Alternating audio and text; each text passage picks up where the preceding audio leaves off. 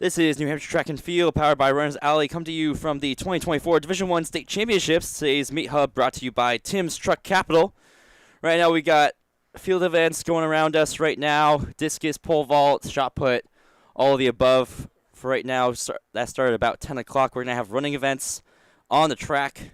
Starting at about 11, we'll have our main commentator starting up at about 10:45 for a pre-meet, pre-game type of commentary there to discuss the happenings, and also our all-state teams will be announced during that time. They're already announced on the field today, but we'll announce those on the live stream, so stay tuned for that, and we'll be covering our field events as we go. So we'll be back in about half an hour for the main commentary, and the track events start again at 11 o'clock.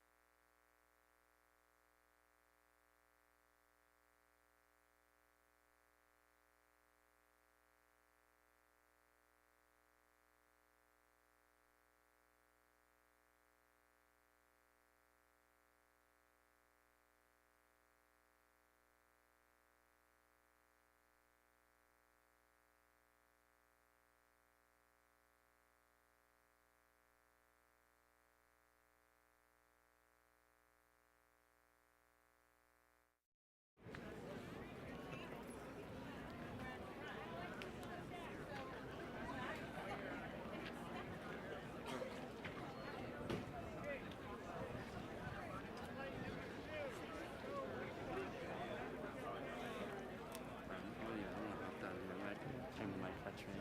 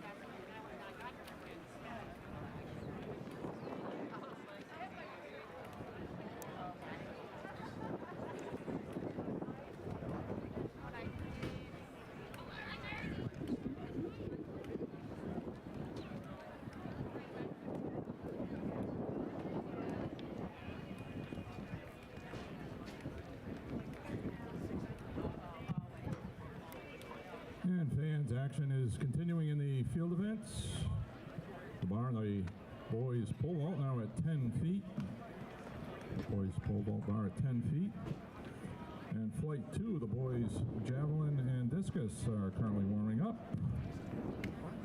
The boys discus, we have 2 throwers who threw over 150 feet. Who will be competing in flight 2, Darius Smith and Eliza Mercado. We add in 3 more who threw over 140 feet during the season, including the defending champion Sean Boudreau of Elmern. So should see some really good discus throwing. The boys discus throw, flight 2 now warming up. Likewise in the girls shot put, in flight 2, the top 5 throwers are all within 9 inches of each other during the season. So you should see some excellent competition in all the events, but check out the girls shot put and boys discus particularly.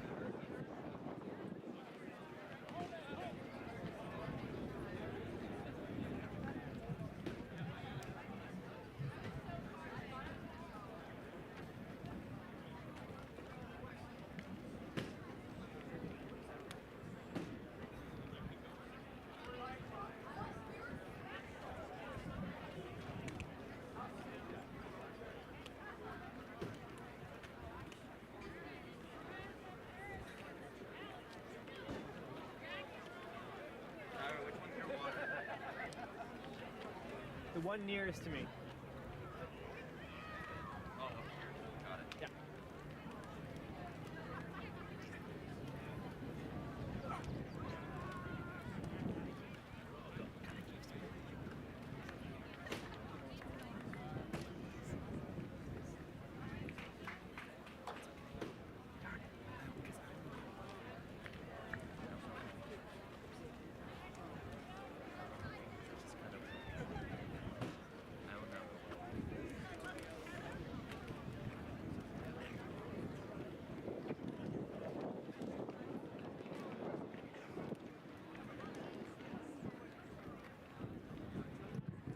And the bar in the boys pole vault now moving up to 10 feet 6 inches. The officials setting the bar. The boys pole vault at 10 feet 6.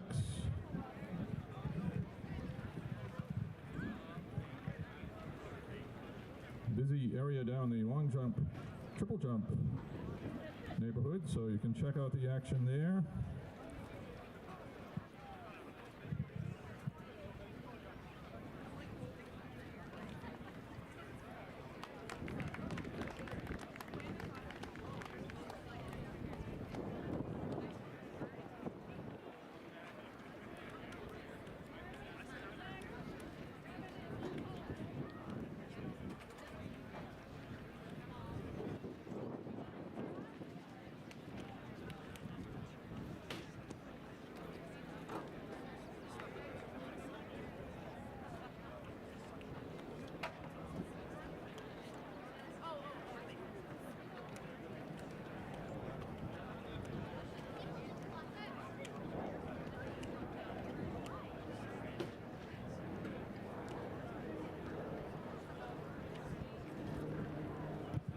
And the bar in the girls' high jump is now at 4 feet 10 inches. The bar at 4 feet 10 for the girls' high jump. The boys' pole vault, the bar being set at 10 feet 6 inches. We have flight 2, the boys' discus. And the boys' javelin are warming up now. They'll be getting ready to take their 3 throws. And again, in shot put, triple jump, long jump, discus, and javelin, all the athletes will get 3 attempts. The top 8 will advance to the finals and get 3 more.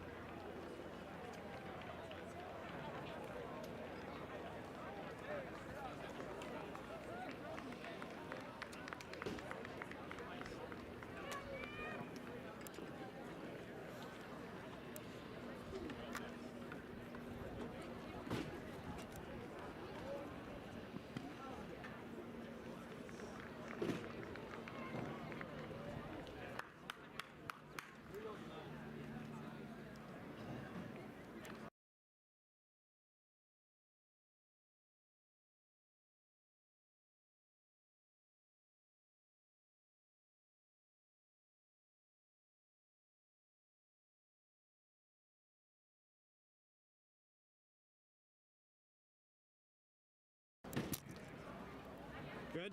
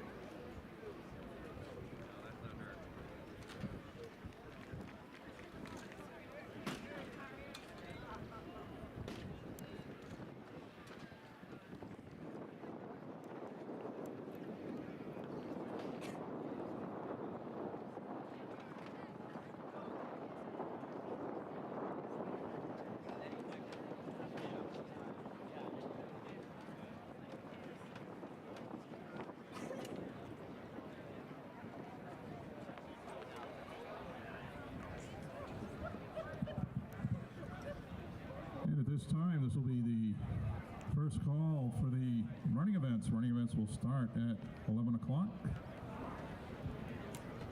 Program on the track begins at 11 with the girls 4x800 meter relay. So we're looking for all girls and boys 4x800 meter relay teams to be checked in at the clerk's tent. Your relay card must have been presented, and all 4 relay team members need to check in at the clerk's tent. You'll get your hip numbers. Reminder to all athletes in running events, you can check in at the clerk's tent anytime. So even if your event is later this afternoon, check in at the clerk's tent, confirm your number, and get your number, and you'll be all set.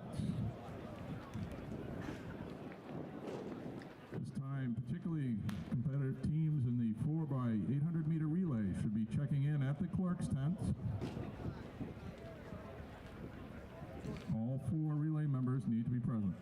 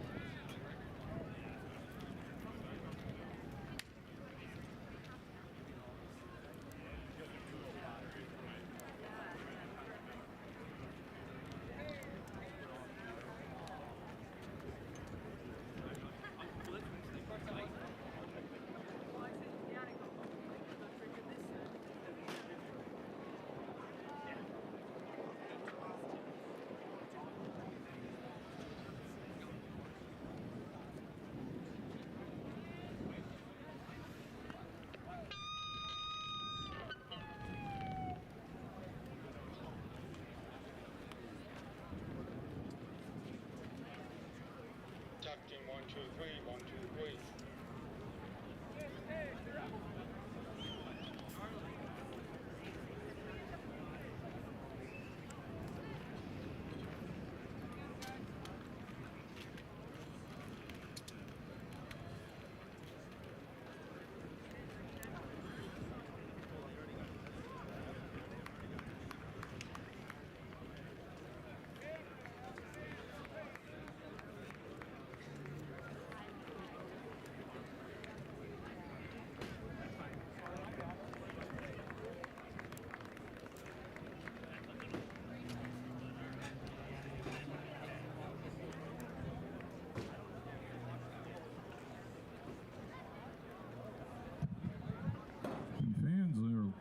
Attention to the boys javelin. We have word that Nick Reynolds of Concord is out in state record territory, so you may want to check out the boys javelin. The current New Hampshire state record held by Jakob Stenko of Manchester Central, 200 feet 9 inches, and Nick Reynolds of Concord is out in that area, so check out. We'll wait for the officials to certify that, but if you want to see some terrific javelin throwing, head to the boys javelin throw. Flight 2 of the boys discus is getting ready to start, as well as flight 2 of the girls shot put. Lots of terrific action in the field events here, and we're just about 15 minutes away from starting action on the track with the girls 4x800 meter relay. So all boys and girls 4x800 meter relay teams should be checking in at the clerk's tent. And all our sprinters, boys and girls 100 meter dash, girls 100 meter hurdles, boys 110 meter hurdle, should check in at the clerk's tent, confirm your lane assignment, and get your hip number.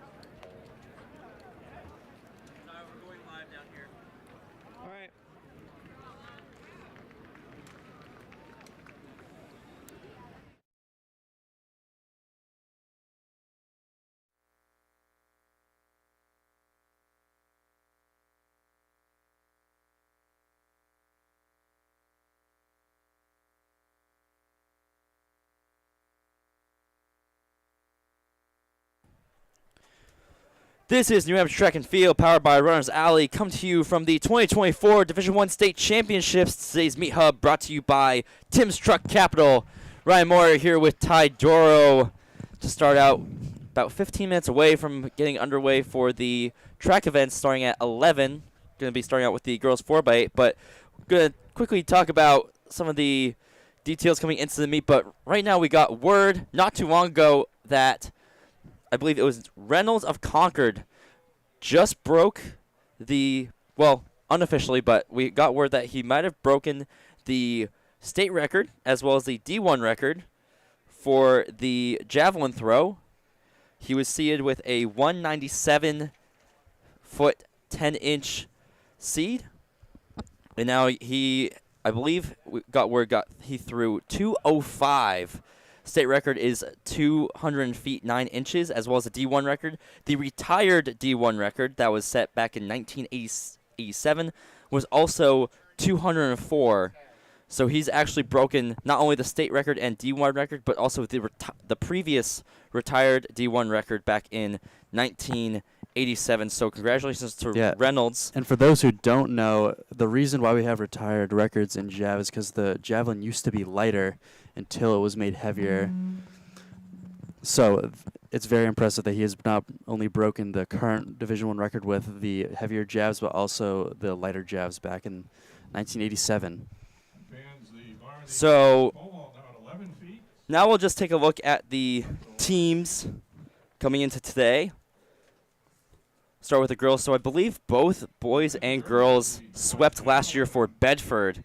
So they're actually in contention to do that again. The girls kind of more far out ahead of Concord and Portsmouth. Those will be the two teams that are going to be in the chase for second place today for girls. Looks like right now on camera there was a jav thrown well out into the woods. I believe that's Reynolds right there. Tyler Sheedy, our cameraman's got Reynolds on the spotlight from the looks of it. Yeah, so, just got word from Tyler Sheedy, who is our cameraman upstairs of the press box. Looks like there's a javelin in the woods right now.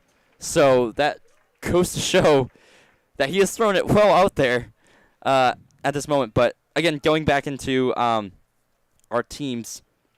So, again, Bedford out there for girls as well. Bedford just a little bit closer to Pinkerton, Winnicott, and South. Those are going to be the four kind of contending teams that we're looking at today coming into the state championships. But Bedford, again, as I said, they both swept last year. They have a very good chance to potentially sweep both boys and girls. Pinkerton, their last title came back in 2018, and so they're in pretty good contention to kind of slide in ahead of Bedford today if things go their way. So those are the types of things we're going to look for teams. Ty, you want to go into some of the individuals you want to look out for today? Yeah, of course. If we're going to talk about Bedford, we're going to have to talk about the man of the meet most likely. That's going to be Jacob Redman. I mean, we've seen what he's done this season. I think he's ran about 4:07 in the mile. He split 152 last weekend at Londonderry. He's got great teammates in his 4x8. I don't know if they'll end up running an A squad 4x8. We'll have to wait and see for that. On the girls' side of things as well, Bedford has Annika Scott, who's maybe the best long jumper in the state and hurdler. So I know she's been good for a long time. She was a highlight athlete last year. On the guys' side as well, we're seeing a good push from Winnicott. I was lucky enough to announce the Seacoast Championship meet, and we saw Zumbach of Winnicott do some damage in the distance events, and we've seen Oliver Duffy do some damage in the hurdles as well. It should be a big day for Winnicott as they won the Seacoast Championship meet by a slew of points that came from their two superstars. On the girls' side of things, just to keep a lookout, Nashua South is headlined with Soraya Ross among the others in the 4x1, and they set the D1 record and state record last year. But Pinkerton last weekend at Londonderry, They ran a 48.26, I believe. I was there to watch it, and that has not been ratified yet by the NHIAA, but that would be a state record by nearly half a second. So the competition between those two, even though South girls and Pinkerton girls don't seem to be in the running for a championship, that 4x1 matchup is a championship in itself. That could be a headline for today.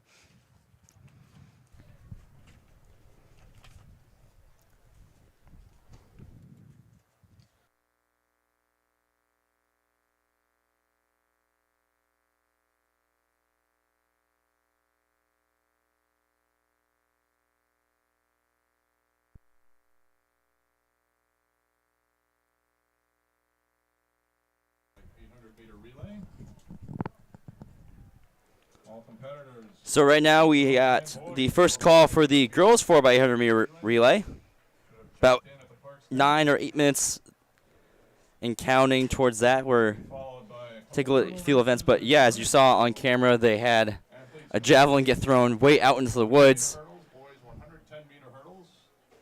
It looks like they're all meeting over there to discuss. I'm not sure if they're discussing if that is markable or not. I'm assuming it wouldn't be. Athletes and other events can check in at any time, so don't wait till the last minute. Check in at the clerk's tent at any time. Get your hip number confirmed. But yeah, so we have, I don't know. And you'll be all set. Yeah, they're currently not showing it on camera here, but they have. Well, they were using tape, but they had moved it out in the middle of the sector line, so I don't know if somehow it was in the woods and they somehow extrapolated out. Yeah, definitely interesting way for field events to start out. I think they're trying to discuss how to fix that here. Yeah, I'm being told also that javelin was also not on this right side of the field. It used to be on the left side where there was a little bit more open space, not really into the woods either. So again, they're gonna have to figure that out. We'll see how they work with that through the day. But I think this is going to be the only time that we're going to have issues with Reynolds throwing the way he is. So again, Reynolds throwing about 205 by word of mouth here. Yeah, and then we'll be moving right into 4x800. So just taking a quick preview of that. The state record for the girls 4x8 is 9:15:02, set by Bishop Girton in 2011. The D1 record is 9:28:28, also by Bishop Girton, but that was set in 2017. The previous D3 champ was Bedford of last year, 9:34:79. And we have Bedford coming in seated at 9:29:91. And there's only 2 teams coming to today seated under 10 minutes, with Pinkerton also seated at 9:54:12. So it'll be, on paper so far, it'll be a good battle between Bedford and Pinkerton, but I wouldn't count out Exeter either. I wouldn't count out Exeter as they've also put together a pretty good distance squad, I know, throughout the last few years too. So they'll be for certain in the mix there, looking to get under that 10-minute mark. Definitely, and if we're going to keep gassing up Bedford the way we are, the Bishop Girton record set in 2017 for Division I is 9:28:28. On a day like today, it's nice out, a little bit of a breeze. If these Bedford girls end up running an A squad, I could see that 9:29:91 being shortened below the Bishop Girton D1 record today. Yeah, I do believe, I was just down in the infield, I do believe O'Neill and Fiona Lee are not going to be on the 4x8 today. Okay. So that should impact So their we time. got our inside scoop from Davio DeLuca here. Getting down, Yeah, getting I was the just, inside I was scoop just on hanging the field. out on the by the checkout tent, so or check-in tent. You're getting the word of who's in there. Yeah, O'Neill was on the squad that did win last year, so she's a pivotal piece in this. Yeah, and they actually they set the Clipper Relays record in that event just this year on this very Okay. track. Do you know what the time on that? Not off the top of my And head. I assume Okay. it's their seed time today. Yeah, I That'd think be- that's that'd the be fastest- just- which yeah. is just under fastest they've 9:30 run, because Yeah. that is about a 30-second cushion on the second seed. Yeah. And it's and Clipper Relay is like your only time to run a fresh 4x8, 4x4. I don't remember what else they put in that, but that's like the big attraction. Yeah, to the meet. I remember Clipper Relays had some interesting races there. I remember, not sure if they still do it. I haven't been in touch, but I remember they used to do something called the Buffalo Relay. I don't know if that's oh, still. they still do it. They still do it? Still Okay. going? Still going? Okay, yeah, I remember Alive they did and that. well. Our coaches were so unhappy when they heard our throwers wanted to do it and whatnot, but Oh no, it's so fun. That's the best part of the meet. They leave it for the end. It really is. Yeah, we have we have I think ended the chicken dance tradition though, unfortunately. oh, Actually- did they? I forgot that was something they did. Yeah. It's always fun. Actually, was that at Clipper where Cobrown used the baguette baton? Yes, it Yeah. was. Yes, it was. If you want to see footage of that, go on Davio Runs on Instagram. Got a nice video of the baguette relay. So right now, taking a look at the girls' high jump. Good clearance there. I'm not sure what the height is set at right now. It's currently set at 5'2".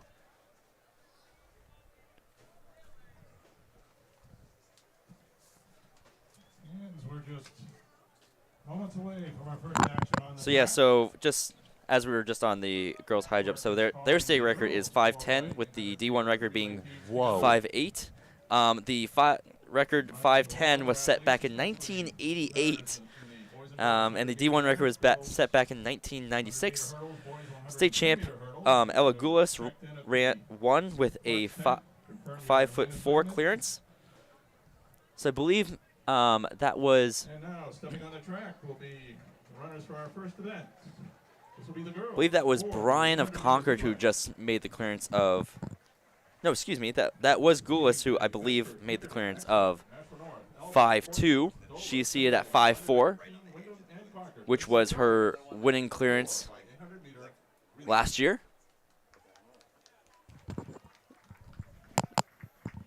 Just to interrupt things quickly, if you go to the New Hampshire Track and Field Instagram, we have footage of Nick Reynolds' 205-foot jav throw. The one that you may have seen if you've tuned in pretty early that was thrown into the woods may have actually been further. We don't know if they've actually been able to measure that, but he may have Can't imagine bested they himself can. already. The first throw was just on the tree line, and that is what we think is the state record. It sounds like it's going to pass. Yeah, so now we are underway for the girls 4x800 meter relay. Again, it's only one section, so we got Bedford, Pinkerton, Exeter, Nashua North, Alvern, Portsmouth, Dover, Timberlane, Londonderry, Keene, Wyndham, and Concord all in this heat. So we'll see who takes it up and how this gets split up, who goes in the lead pack, the chase pack. We'll see how it all turns out here. So there they are coming down the back curve. And this is the first leg. I did just check the entries. Kelsey O'Neill and Fiona Lee are both entered in the 4x8, but they have 6 entries. So I imagine they used the 2 alternates for this one. Yeah, I would assume so. Especially they've got a long day ahead of them. So And I imagine both O'Neill and Lee looking for some individual titles today. yeah, so that entire group actually not really splitting off. Now it's kind of straying a little bit, but going through in about 75 through that first 400.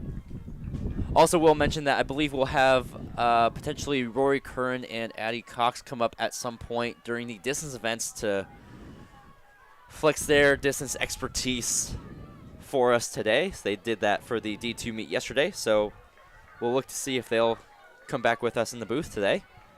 So it looks to be Pinkerton and Bedford out in front. Looks like, I believe that's Concord in third and Nashua North in fourth. So those are your top four that are starting to get away from the chase. Bedford moves into the lead here. Not surprising that even without their two big stars, they can still put together a pretty good crew because they have a deep distance team. Yeah, so Bedford coming down straight away. Pinkerton rounding their tail, then Concord. Looks to be North. Then I believe,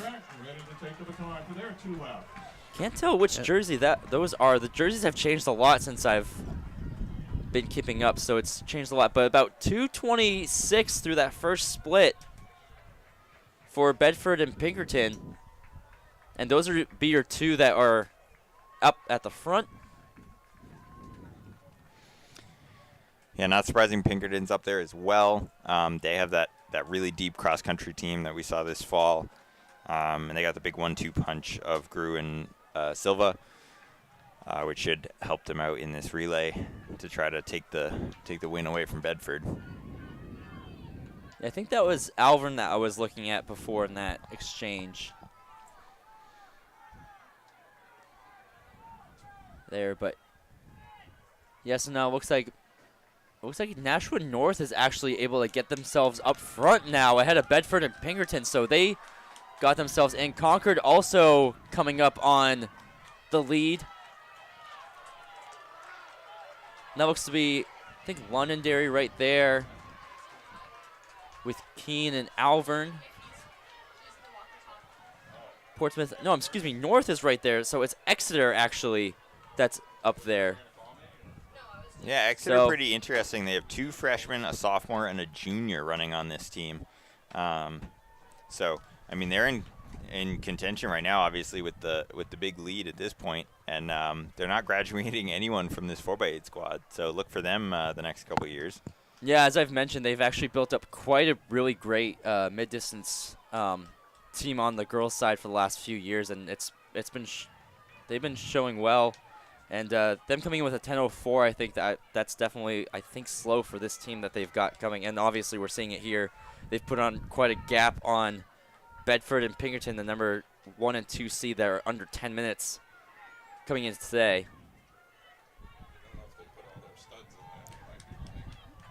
Yeah, maybe not, but Exeter is usually the culprit for the typical 4x8 like the way they put it together. They always like to go slow to fast. So I mean, if they're going with that same approach today, they might run away with it right now. So now Exeter first right now, then Pinkerton and Bedford up at the front. Looks like we have Dover getting themselves in the mix here in sixth, I believe. We got some pretty good splits here out of Exeter as well. They handed off at like 550-ish, or 450, sorry. So which means that their first two runners were well in the 220s. Yeah, again, so about 2 legs to go. We're already in our third leg for the 4x8. So right now it looks to be Londonderry, Portsmouth, then Dover making a move up now. I believe Dover's one of their best mid-distance runners. I think it's McIntyre for Dover. Dover had a good showing at Seacoast Championships. Yeah, so Londonderry, Portsmouth, then Dover up in the back. So those are your top 6. Yeah, Exeter opened up with a 229. That's why they were a little bit behind Bedford and Pinkerton, and then they followed that up with a 220. Wow. So that second leg put them into the lead because that 220 is a pretty quick split. Yeah, no kidding. Yeah, I'd find it hard to believe they can go faster after that, but who knows? Yeah, so still maintaining that lead right now. Bedford moving up into second.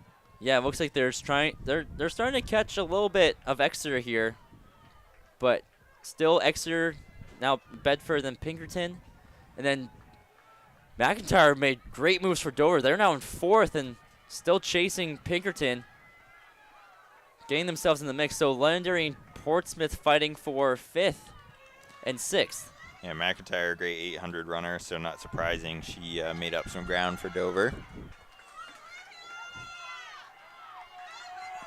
Yeah, it looks like Bedford has made up some ground here in this, coming up on the final handoff, about 5-meter gap just between first and second now. Pinkerton also not too far behind, coming up on about almost 720, 719. And I believe It's that's going to be the combined split. Ducharme of Bedford on the anchor, if I'm not mistaken. So that'll be a strong leg for them. Yeah, it looks like she's not going to waste any time to Yeah, I can't reclaim some tell. ground. Can't tell who Exeter has on the anchor, but that looks like that is Ducharme for Bedford. Yeah, and she's gaining. Yeah, she's a Yeah, she's an just excellent she's 800 just closing runner. the gap quick.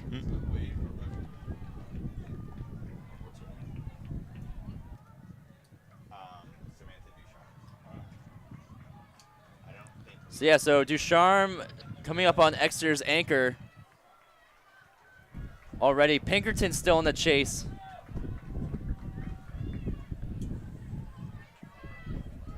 And I Bedford believe they might have make their move. 500 meters to go. Yeah, this is. The move might not come till about 400 to go. Looks like Exeter's trying to pull away a little bit. Yeah, that was a quick first 400 from Ducharme to make up the gap. So let's see if she's got anything left in the tank.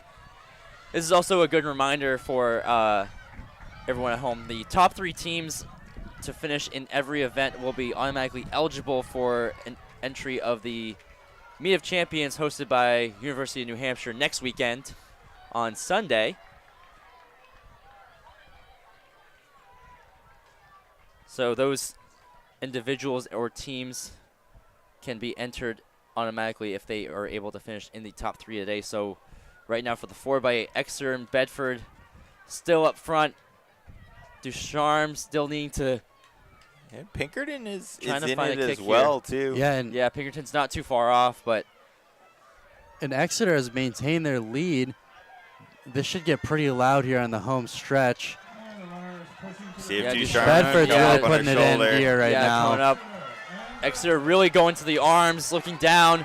It's really Ducharme's gonna be catching close. her, though. She's catching her, but will they have enough space? It looks like she's We'll have to going see. to.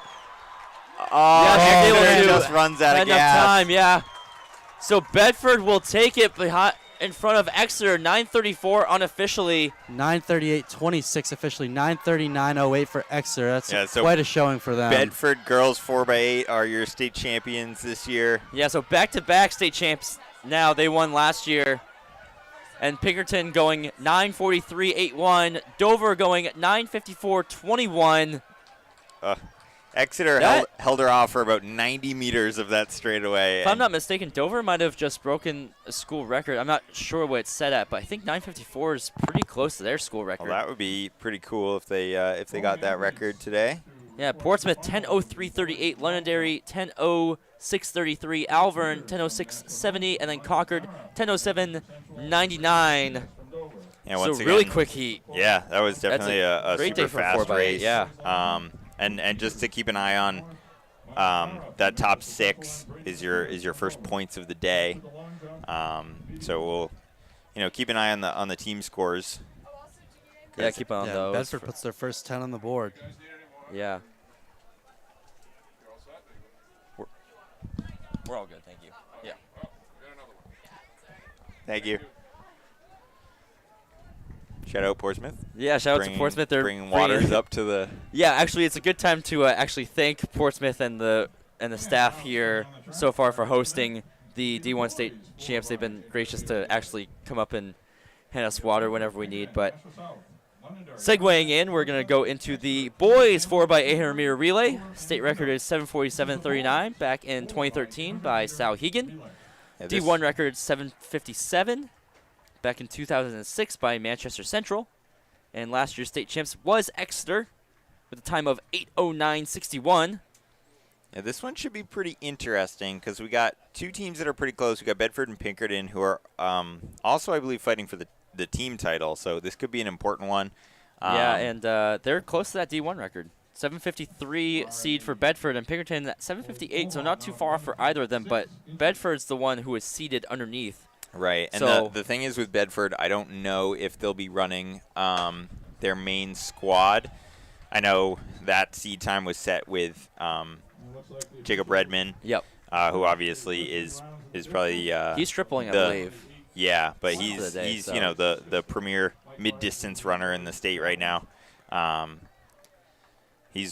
think he's run 153, 154 in the 8. So Yeah, so he'll be one to look out for in the 8. But right, we'll I'm see. not sure if he's in the 4x8. I would guess that he isn't, just so that he can run all his other events today. Yeah, I would assume that'd be a tough quad to do 4x8, 1600, 800, 3200. But Yeah, that's a pretty tough day. that's a pretty long day. I mean, and I imagine even with those 3 events, it's already long. But adding that extra 800 is I definitely going to imagine be up if there. he has anything left, they might throw him in the 4x4 as well. Yeah, getting those extra points at the end that's what matters most. But so far, Bedford up front, and it looks to be South in there. So the teams competing here is Bedford, Pinkerton, Nashua South, Londonderry, Merrimack, Portsmouth, Exeter, Keene, Salem, Bishop Girton, Dover, and Wyndham. And interestingly, on the seed times, Bedford and Pinkerton pretty close together with 753, 758. South not too far behind with an 814. And then everyone else from Londonderry down is 835 and slower. So quite a big gap, actually, between those top 3 teams and the rest of the pack. But obviously, those seed times could be set with a different team than we'll see today. So do not be surprised if some other teams put together a better performance than their seed Yeah, time. well, definitely. I feel like we'll see a lot of A squads, especially South now is the one giving Bedford a run. Yeah, it looks like for that's first. Fern, I 56, think. 57. They're going to Yeah. hand off at about 2 minutes. Looks like about So 2:02. Yep. it's about 202, 203 for this first split. So pretty good opening split. Yeah, that's not a bad start to a relay. And I think I saw Beckering of Bedford warming up. I assume it would be for the 4x8. So Yeah, I Don't- think if they take Redmond out, I think They would put they Beckering would in keep, for sure, keep yeah. Beckering in it, yeah. Yeah, keep at least one of their A lists, I would say. Yeah. Distance runners. He's a huge help for them because, I mean, you normally, like, if you lose, say Redmond, you lose a 153, 154 guy. That's a pretty big loss. Right. Because, you sub somebody else in who might run like 2-0. That's a 10-second difference. That's a big deal. But then you have Beckering, who can probably run 156, 157. yeah, he ran 155 last weekend. Oh, he did? Wow. Yeah. Okay. So, yeah, Yeah. I mean, without Redmond, it's like you still have a guy that's running mid-150s is a huge deal.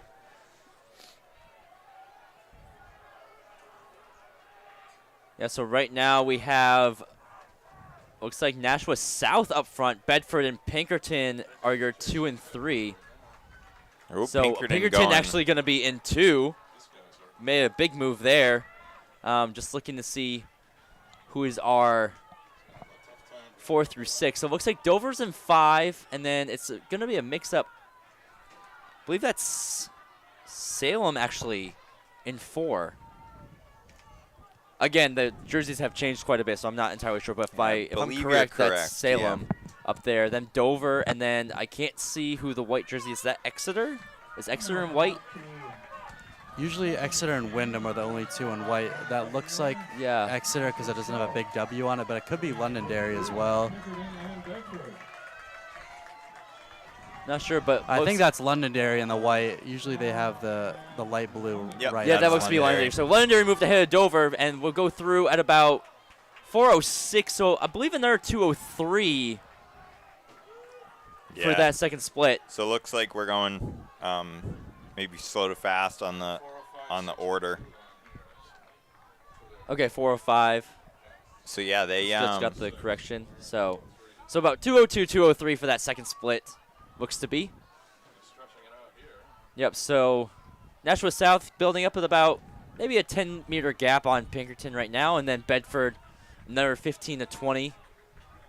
And then you got the rest of the chasers here. So you got Salem, then Londonderry, then Dover as your top 6 right now. And then we're going to be coming up on our first lap runner for the 4x8 Nashua South coming up with their second to go. Yep, just passing. Actually, we were close to lapping, but Bishop Girton able to get ahead. So again, Salem, then Londonderry, then Dover. Merrimack coming on strong to challenge Dover for the 6th spot here. But again, Pinkerton closing the gap just a little bit here on this back straightaway. Yeah, they But Nashua both South go through in 59 for their first lap. Yep, but looks like both are kicking in pretty well. Londonderry's making some big moves on the backstretch here. Yeah, now Londonderry in 4th, closing in on Bedford. Bedford again in 3rd. It has about 50 meters behind second Pinkerton. And Pinkerton, great move on Nashua South. Yeah, good finish. Yeah, going to be neck and Handoff. neck here on the handoff. So 2:08. So a couple Yes. of 2:03s. South maintains the lead, but And here comes Londonderry. We saw them in the backpack just passing Salem, but now they're going to pass Bedford. Yeah, so they're going to head actually probably neck and neck with that handoff. So Bedford and Londonderry in a battle for 3rd and 4th. Dover in 5th, getting ahead of Merrimack. So Merrimack then, I believe, that's either Portsmouth or Concord.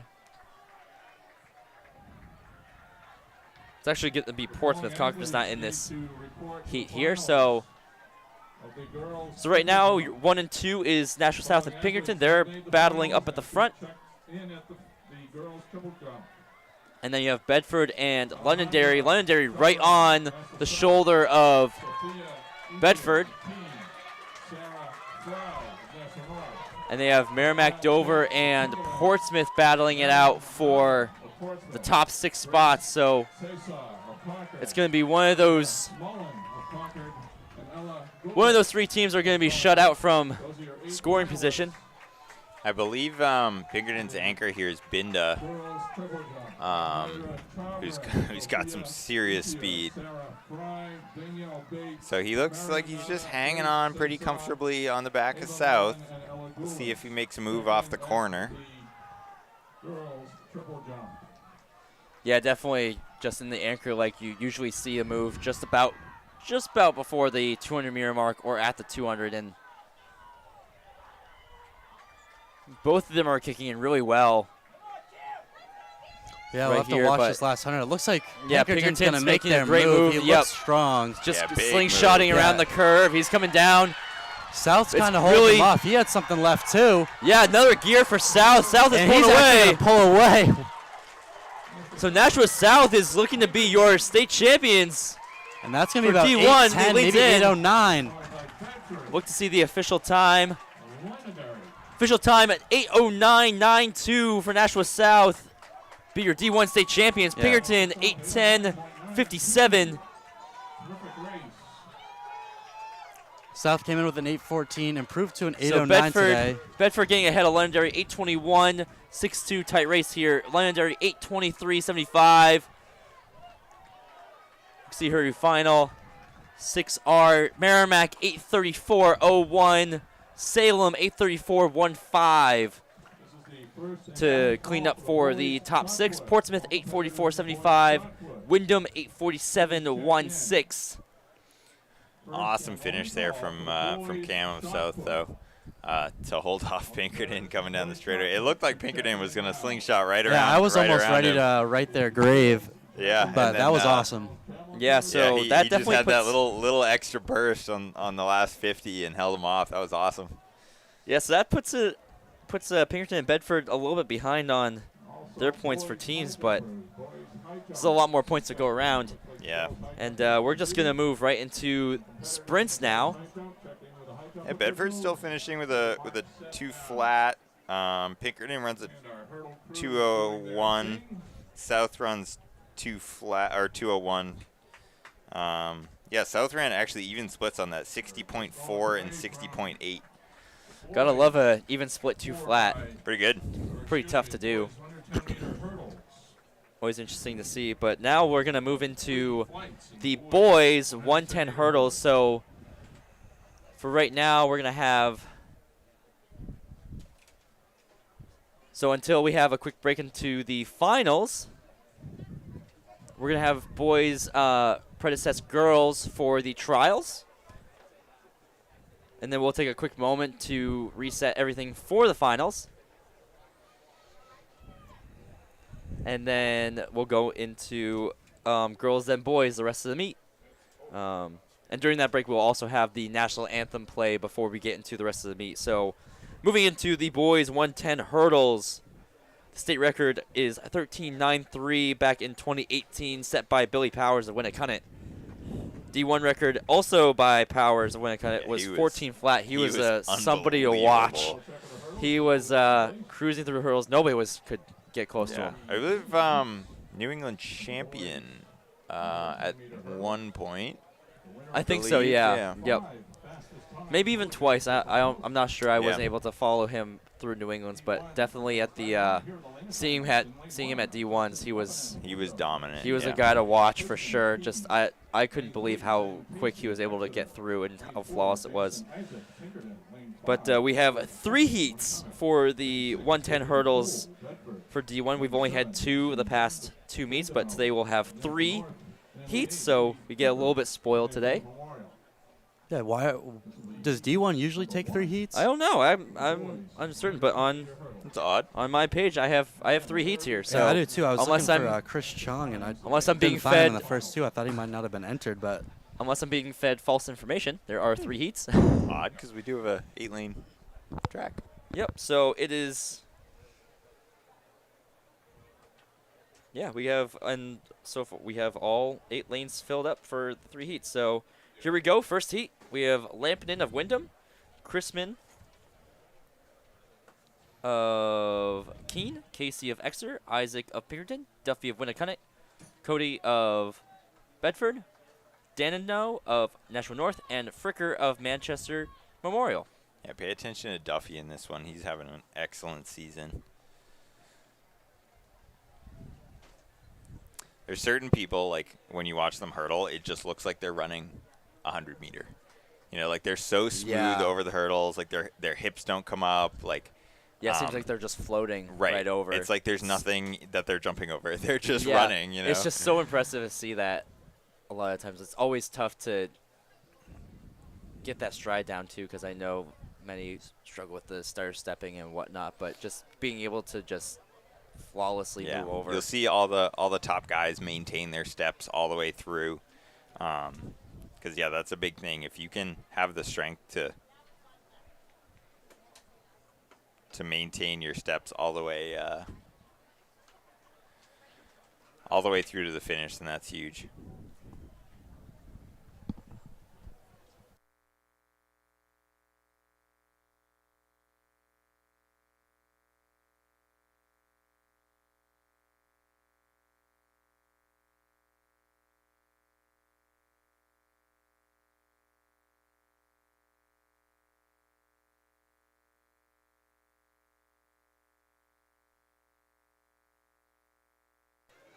And the first heat is off. We're actually seeing Duffy not in the lead here, and he's not going to catch up. He might even get third. 15:47 for Isaac of Pinkerton. Cody of Bedford, 15:76, and Duffy runs 15:94, so not necessarily a bad time for him, but we were kind of expecting the win out of the first heat for him.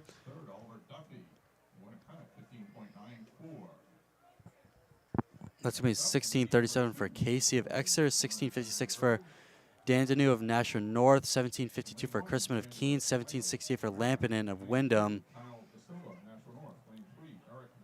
and 17:78 for Fricker of Manchester.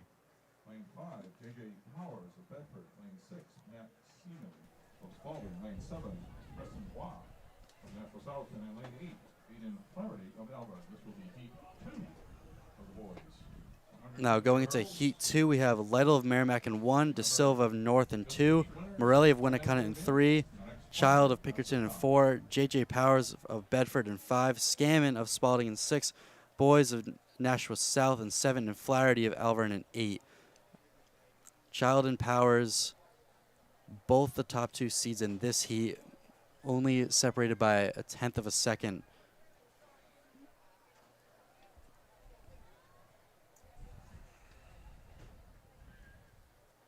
And I imagine, again, it's top of each heat and Yeah, and then with filled in with time. Yeah, and we have 3 heats, so that's going to leave one less spot as compared to the other divisions. The bubble time is looking like 15:57, or actually that's the performance list. Our bubble time right now is 17:52. And that was J.J. Powers of Bedford. J.J. Powers wins it in 15:50. Child of Pinkerton 15:77. Scammon 15:94. Boys of South 16:56. Morelli of Winnacunnet 16:59. De Silva of North 17:17. Flaherty of Alverin 18:17. And Lytle of Merrimack 18:83. Third and final heat in the boys 110-meter hurdles. Here are the lane assignments in lane 1. Jack Zakos of Alvern. Lane 2. And as those get in, we'll update the bubble time before each heat. 3, Dustin Westcott of Bedford. Lane 4, Wayne Crowell of Keene. In lane 5, the defending Division I champion 2020. All right, that now changes the bubble time to 16:37, so you got to be under 17 here. Josh Kelly, Portsmouth. Lane 7, Ryan Jameson. And in lane 8, Gavin Edgecombe of Pinkerton. This is heat 3 of the boys 110-meter hurdles. In Heat 3, we have Zakos of Alverin. We have Micus of Central, Westcott of Bedford, Crowell of Keene, Chong of Bedford, Kelly of Portsmouth, Jameson of Winnacunnet, Edgecombe of Pinkerton, and Chris Chong is certainly the one to look for here. He's the only one today seated under 15. He's been quite the runner to look at the past few years. Look out for him in the 300 hurdles as well. Defending state champion.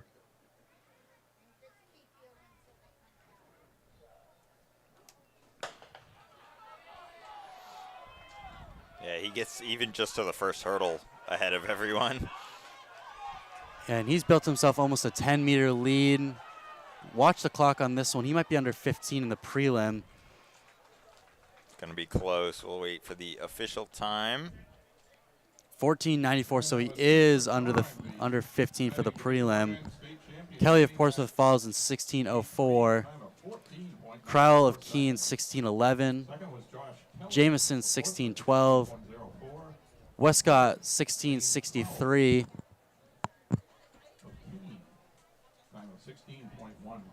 Edgecombe 17:21. Micus 17:34. And Zakos finishes 17:95. And Bedford puts together a good crew of these guys going into finals, with Chong being the headliner.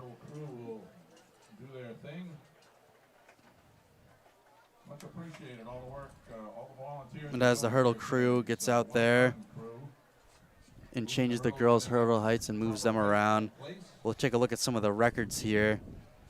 Jordan Wheaton won last year in 14:53. The current Division I record is 14:43. That was set in 2014, and the state record is 14:23 from Betsy Garnick of Bishop Garden in 2013. Yeah, Wheaton put a scare on that record last year. So I did get some confirmation on the heats.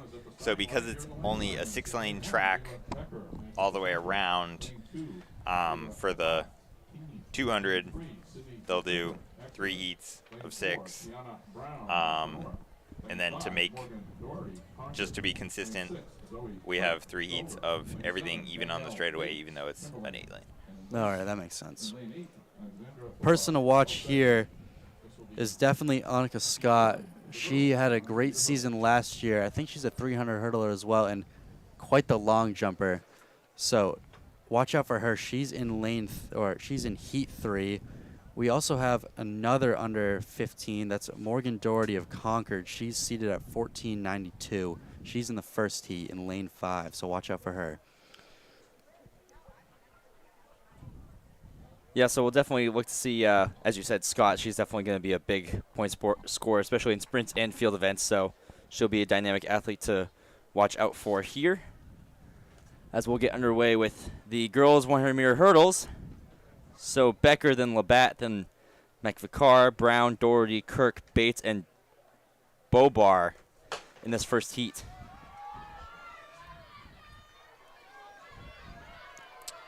And that's right Doherty now, flying over the hurdles. Yeah, right there. Looks she like looks strong. North and then Kirk.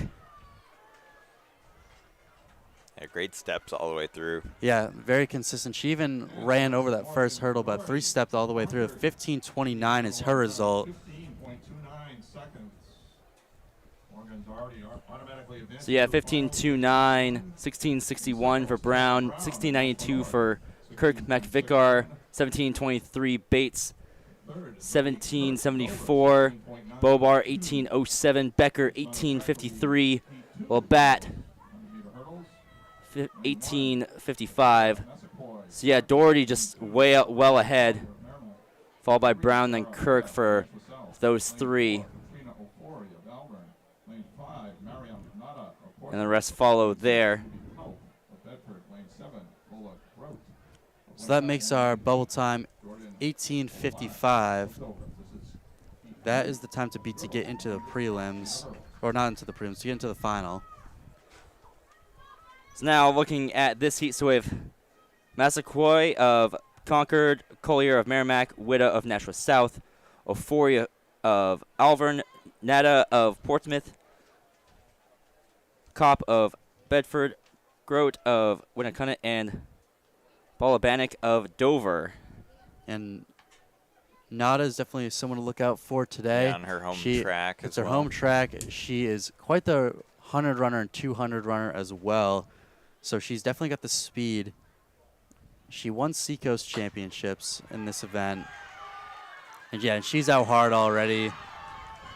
Yeah, so we're going to have a couple of decisive victories, although yeah, we have put Ofori right up there, yeah. Just clips the last hurdle on her way through.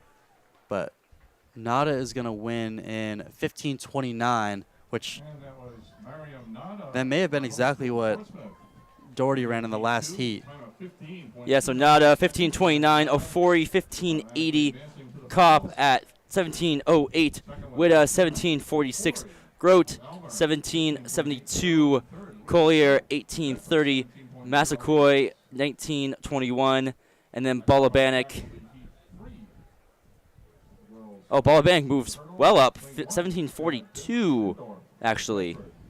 Yeah, Nada's seat time was 15:31. She just goes below that to tie the #1 spot right now with Morgan Doherty of Concord, who also ran a 15:29. They're getting a little bit of headwind. Looks like a 1.0 headwind for them right now.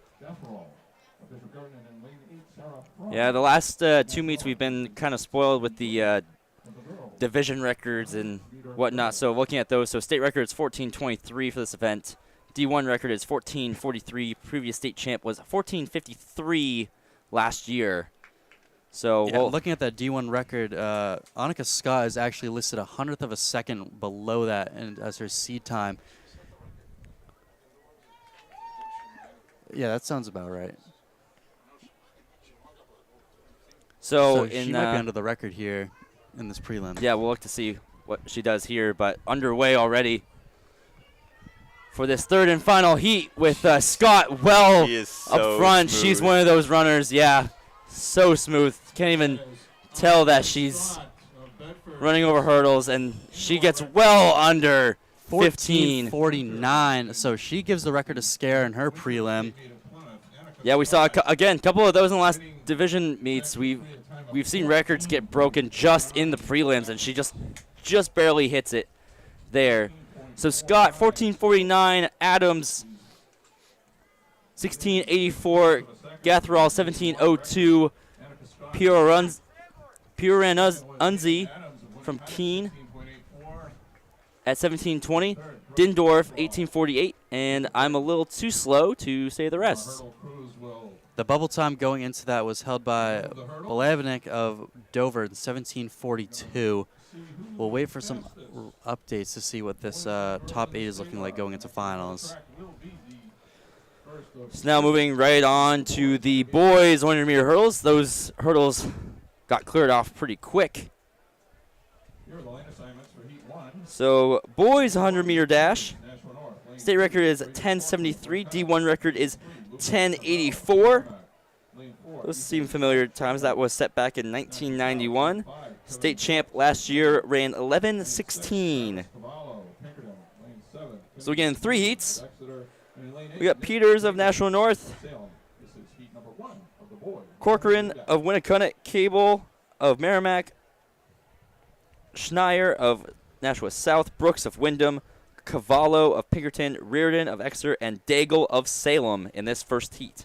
Yeah, and we've been spoiled with the 100 competition in the past 2 days at the D3 and D2 championships, but don't let the performance list fool you with what these times are. Kevin Brooks may be the only person listed under 11 on the heat sheet, but we do know what AJ Sebastian, who headlines the second heat, is capable of. He won Meet of Champions last year in 10:87. Chris Stevens is renowned for going under 11, so we'll have to take a look at him. And Caden Mishu is your defending champion right now as well. He's listed at 11:07. And we are going to have a very blatant false start here in this first heat. So that was And the Cavallo. curse continues. It's going to be Cavallo. Yeah, I didn't want to say it, but yeah, this is I am now a witness to the curse Ty Doro has on the sprint events here. Yeah, so that was Cavallo, who will be disqualified for the false start. But yeah, the last 3 meets, Ty Doro is here with me, and we've had false starts on every single sprint event. Well, I wouldn't say every single. We've had a false start at a sprint event. And every single in meet. every single meet together. So yeah, Never Ty, false this might be started your myself, call to have you hop off soon. Luckily for everybody else, it's only been 1 per meet, so everyone else in the finals and the following can't too heats, crazy, they yeah. should feel safe now. Yeah, it's only the 1, so we should get it done and over with here. So now here And we're Kevin underway. Brooks is out hard. He's challenged by Peters of North, but he's going to pull away from the looks of it. Might be sub 11 on, no, definitely over 11. Yeah, 11-2 unofficially, 11-2-5 officially. So Brooks 11-2-5, Peters 11-4-5, Schneier 11-4-8, Daigle 11-6-3.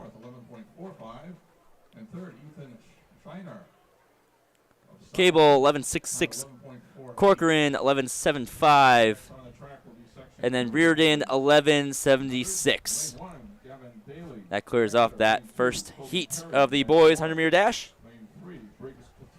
Moving straight on to the second heat of the dash.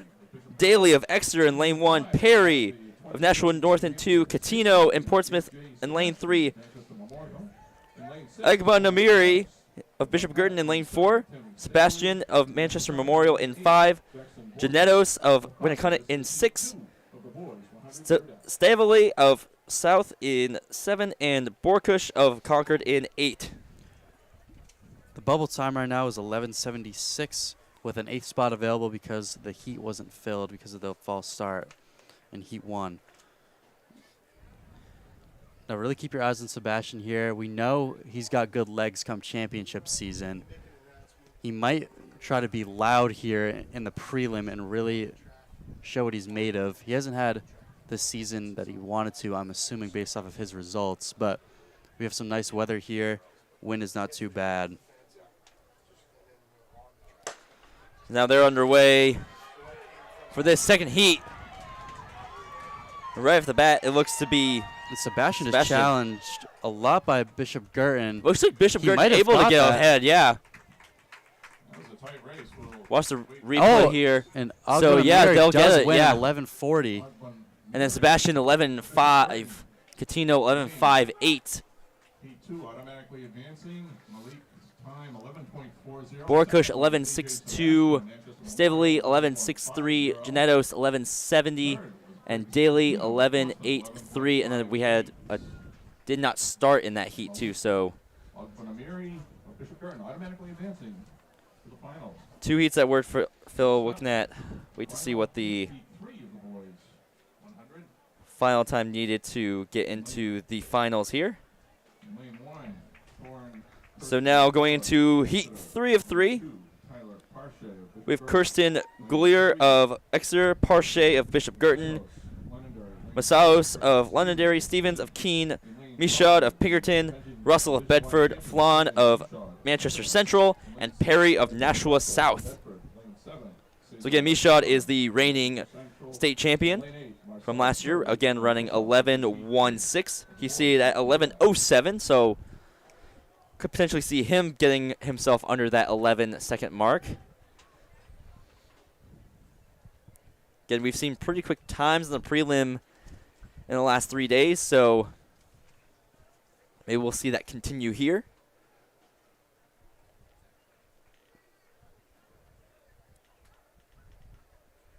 And no update on the bubble time yet. So we'll wait to update you after this heat. Little flinch on the line by Chris Stevens, but looks like Caden Clean Michaud and is underway. being pushed by him, but looks like Michaud is going to pull away. Yeah, it's going to be pretty darn close. He looks like he's able to get it from our view. Michaud does get it. 11:31. Stevens closely follows 11:37. Yep, and then Flan 11:45.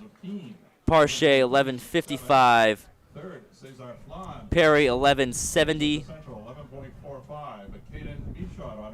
And then Russell 11:73. Masaos 11:77. And Kirsten Goulier 11.95.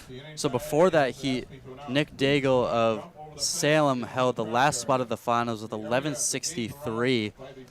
With the results we see here, it looks like he's probably going to get pushed out. But we'll wait to update you with the actual results when finals occurs. So now we'll move on to the girls 100-meter dash prelims. State record here is 12:01, set back in 2014. D1 record set back all the way in 1988 with a 12:24. And the previous state champion was Soraya Ross with a Soraya, excuse me, with a 12:43.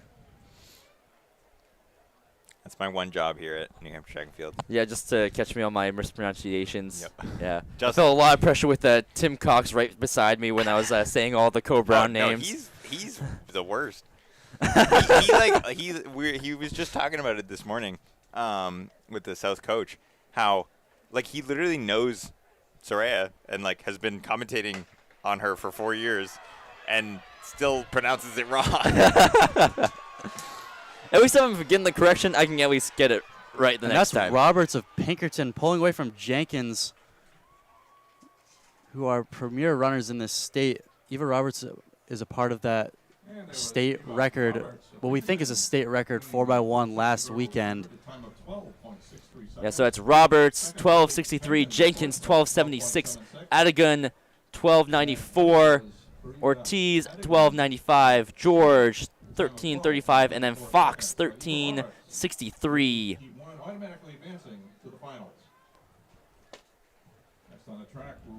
So that was the first heat. Now, second heat, Tona of Concord in lane 2, O'Keefe of Bedford in 3, Ortiz Blanco of Salem in 4, Ross of South in 5, Brayall of Pinkerton in 6, and Hartson of Alvern in 7. Yeah, we've been really spoiled with the girls' sprints these past few years, and this field definitely has something to show for it.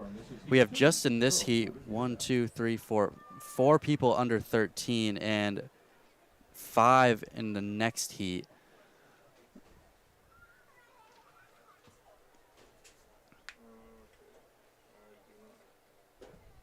Ross's seat time 12:43.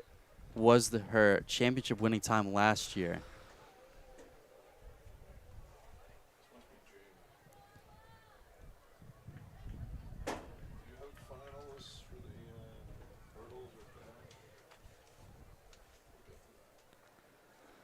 So now we'll get them into their blocks here. And we'll have a quick moment between the prelims and the final, so about 10-15 minutes. We'll have the national anthem as we'll announce the all-state teams for the boys and girls. Here we are underway for the second heat of the girls 100-meter dash. And Ortiz Blanco is really showing off, but Soraya always has the kick in the last 50 meters of her 100. She's going to take it.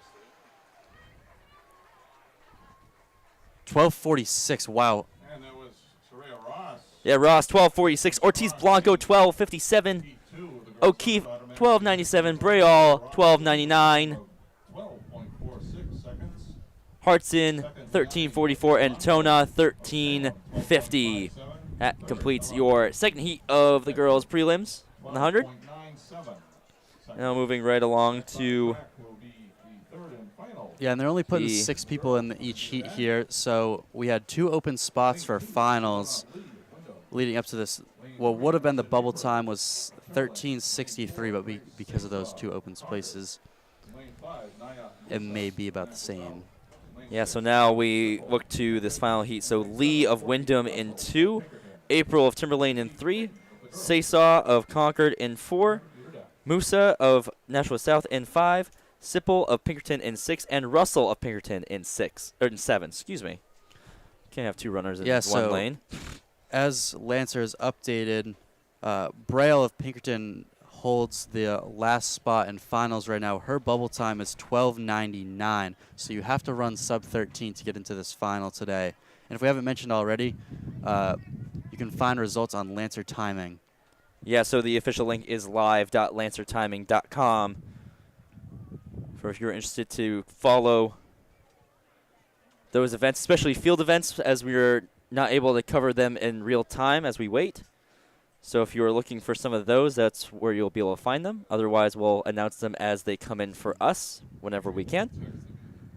Again, we'll cover those in the quick break as well as all-state teams. So now here we go for the third and final heat of the girls 100. Looks to be South right up front. That looks to be Musa leading the way. Looks like she's not going to have much challenge. Yeah, are going to give her some competition. She's going to take it in 12:65. Yep, so she'll take it 12:65. Sipple 12:73. Saysaw 12:89. Russell 13:22.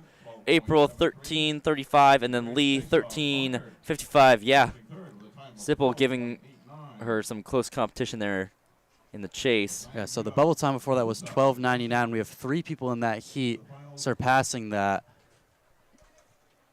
The girls 100. Going to take a little break here. So now we'll take a quick moment before we go into the final. So we'll have time here. So quickly here, I'd like to thank a few of our sponsors for the NHIAA. So Service Credit Union is the official credit union of the NHIAA and New Hampshire High School Sports. Learn more about how they can help support your financial goals too at servicecu.org/NHIAA. Also thanks to Northwest Designs Inc. Championship apparel is available online for our partners at Northwest Designs Inc. Commemorate your championship experience with an event tee or sweatshirt today. Link to order at NHIAA.org. So thanks to a couple of those sponsors there. And hurdle crew, again, I feel like I've looked down and looked back up and the hurdles are there and then they go. So super quick and efficient hurdle crew today. And right now I'm going to be pulling up the boys and girls all-state teams. Those were announced prior to the start of the meet. Now it's on the field. So the all-state teams are awarded by the coaches that are voted on at the seed meetings that happened before at the beginning of the week. And I believe it was 17 boys and 17 girls that were inducted to the All-State team, as well as relay teams today that win will also be automatically qualified to be a part of that All-State team. So now starting off with the girls Division 1 All-State team. There we go. We have Maria Akalanu of Portsmouth, Harriet Barber of Manchester Central, Morgan Doherty of Concord, Autumn Fabiano of Exeter, Ella Goulis of Concord, Ruby Kopp of Bedford, Charlotte Kutalidis of Winnacunnet, Fiona Lee of Bedford, Nyayangiva Musa of Nashua South, Miriam Nada of Portsmouth, Kelsey O'Neill of Bedford, Patrina Ofori of Alvern, Anik Poulin of Dover, Rachel Poulin of Exeter, Annika Scott of Bedford, Janelle Thomas of Nashua North, and Jameson Trask of Pinkerton.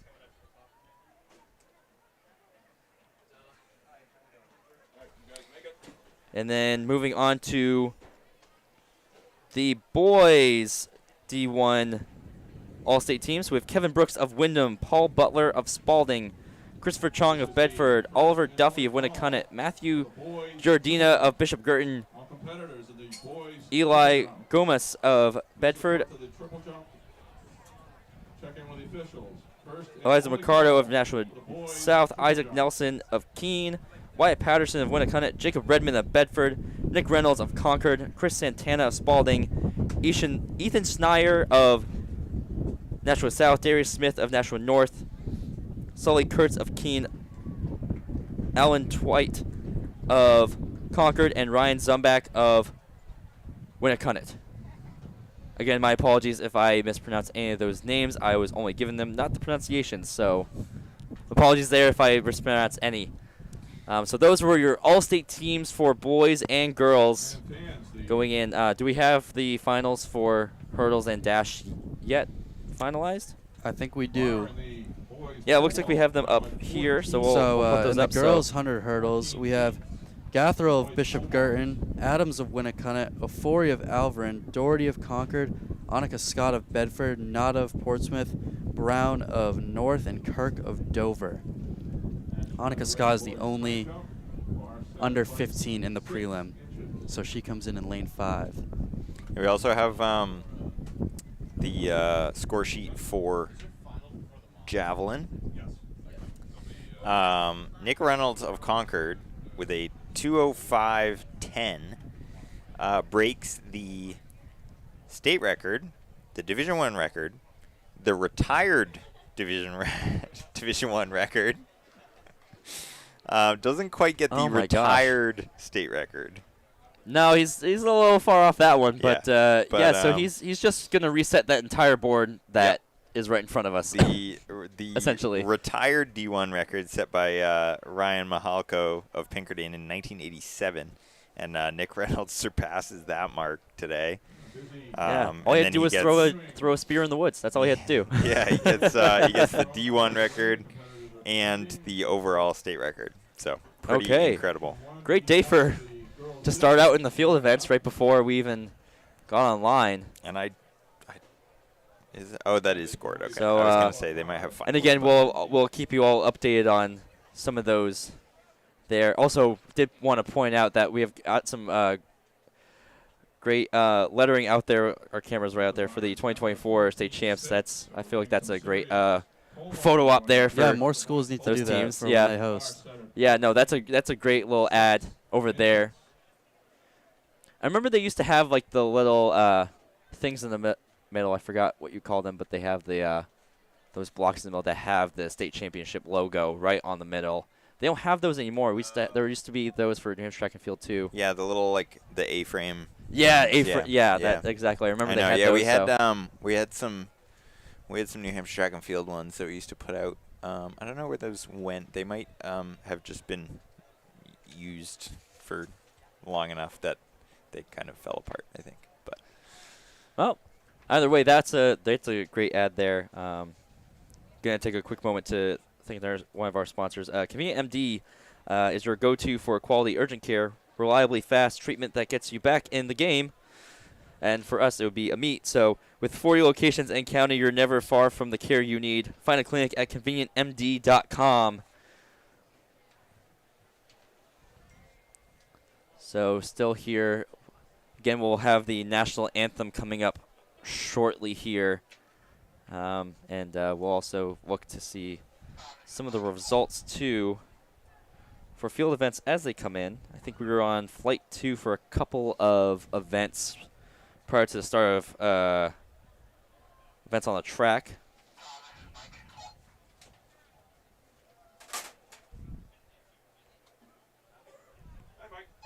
So looking at those, yeah, it looks like girls' shot has been scored. So we have Carolyn Kemp of Bedford winning with a mark of 33 feet, 1.5 inches. Autumn Fabiano of Exeter in 2. Nora Gautier of Nashua South in 3. Jameson Trask in 4. Maria Akalanu of Portsmouth in 5th. Mia Getchell of Merrimack in 6th for girls' shot put. And then boys discus is over but not scored. Again, just going over again these results for the javelin. Reynolds completely resetting that board with a official mark of 2:05 and 10 inches. Joseph Pakowski of Pinkerton 166.5 in second. Charles Franks of Pinkerton in third. Gradinskas of Bedford in 4th, and Rogers of Exeter in 5th. Daniel of Winnacunnet in 6th for the boys' javelin. Girls' high jump also concluded with Danielle Bates winning of Timberlane, clearing a height of 5'4". Ofori of Alvern in 2. Goulis 3rd from Concord. Proventure from Pinkerton in 4th. Haggett of Londonderry in 5th. And Mickelson of Concord in 6th. And those are your 3 officially scored field events of the day. Team scores, what they look like right now. Only 3 events scored for the girls. Bedford in first right now by 4 points with 20. Exeter in second with 16. And Pinkerton in third with 14. And then for the boys' side, Pinkerton in first with 22. Bedford and Concord is tied in second with 10. We actually have a 3-way tie for the boys right now. Bedford, Concord, and Nashua South. Those are the 3 teams that we're going to look for to kind of give chase to Bedford and Pinkerton. Actually going to give chase to Pinkerton, but Bedford is actually projected first, but Pinkerton is way out front right now. So those are your top 4 teams right now. 3-way tie with 10 points is Bedford, Concord, and Nashua South.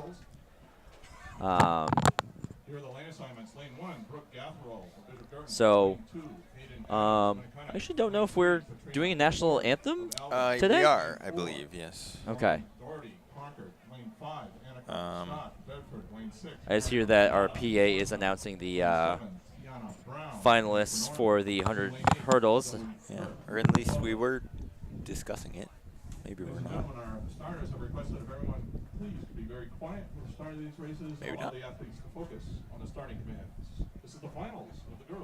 Okay, officially we are no national anthem today. So we will move straight along to the girls' 100-meter hurdles.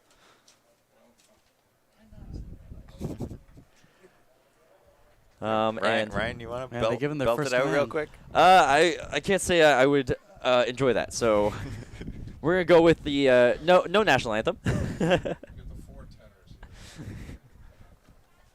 Yeah, we could put together can't say it would be any good. I a think nice rendition. Yeah, might lose some viewers. Yeah, definitely. We might lose all of them here, but here we are underway. Out. Yeah, again, she was super smooth in the prelims. She's doing it once again. She's built herself almost a 10-meter lead. Let's look at this D1 record here. She crossed the line. Oh, she's 14 gonna get low. it. She's close. definitely going to be close. The official time. 14-19. She destroys demolishes it. it. That even beats the retired D1 record when they used to use 30-inch hurdles. That record was 14:38. The record that was present before about a minute ago was 14:43 by Betsy Garnick of Bishop Girton. But Annika Scott, to no surprise, breaks the Division I record. Takes 2 and tenths off of it. 14:19. Congratulations. That's huge. Yeah, there's some looking at on applause. the replay The old record, here, this is Bishop Girton in 2013. your D1 champion and record holder now crossing the line, followed by the rest of the field. 14.19. Again, 14.19, followed by Nada, 15.24, Doherty, 15.33, Ofori, 15.95, Brown, 16.38. Morgan Doherty of Concord, 15.33. As her hugging her coach and her teammates. Kirk running 16.87, Adams 16.89, and Gatherall 17.01. What a great run for Scott. Awesome. Yeah, and Had no doubt that she was going to do that with how well she was I know she was running. she was pretty close to it in the prelims. Just I think a tenth of a second off in the prelims, and then comes back in the finals and just destroys the state record. Demolishes it, yeah. 2/10 off that record is a pretty big chunk to Yeah. take off. And that is a pretty good fashion to get a state championship into. That's awesome. No doubt, yeah. So Yeah, that quite a way to retired wipe state the record board there. broken. That D1 record, the state record. So again, pretty much the entire board of retired state records and D1 records all gone. So that's the second event that basically the entire record board I just know, got that's incredible just got wiped. if you beat the retired record, right? Yep. Because normally it's like the retired records are retired for a reason. Right. Like with the hurdles, it's the different height, and doesn't matter. Yep. So now we'll move right along to boys 110 hurdles. They're still quickly staying up here, but our finals here are going to be Kelly of Portsmouth, Duffy of Winnicott, Cody of Bedford, Isaac of Pinkerton, Chong of Bedford, Powers of Bedford, Child of Pinkerton, and Skimmon of Spalding. It's Now been seeing a Powers great- again Yeah. kind of gave me flashbacks for a moment. I was like, oh. You're like, wait a minute, what? He's still Are we here. back in 2018? Yeah. No, we've had a good year so far. The last 3 days for state records, or at least division records. We saw quite a few at the Division 3 meet, Yep. which was awesome. Saw some Division 2 yesterday too, so Yeah, they've just and been we've already been had a really good we've year already for had 2 today, and we're only a few events in. yeah, and just coming off of indoor season where a lot of those records came down too.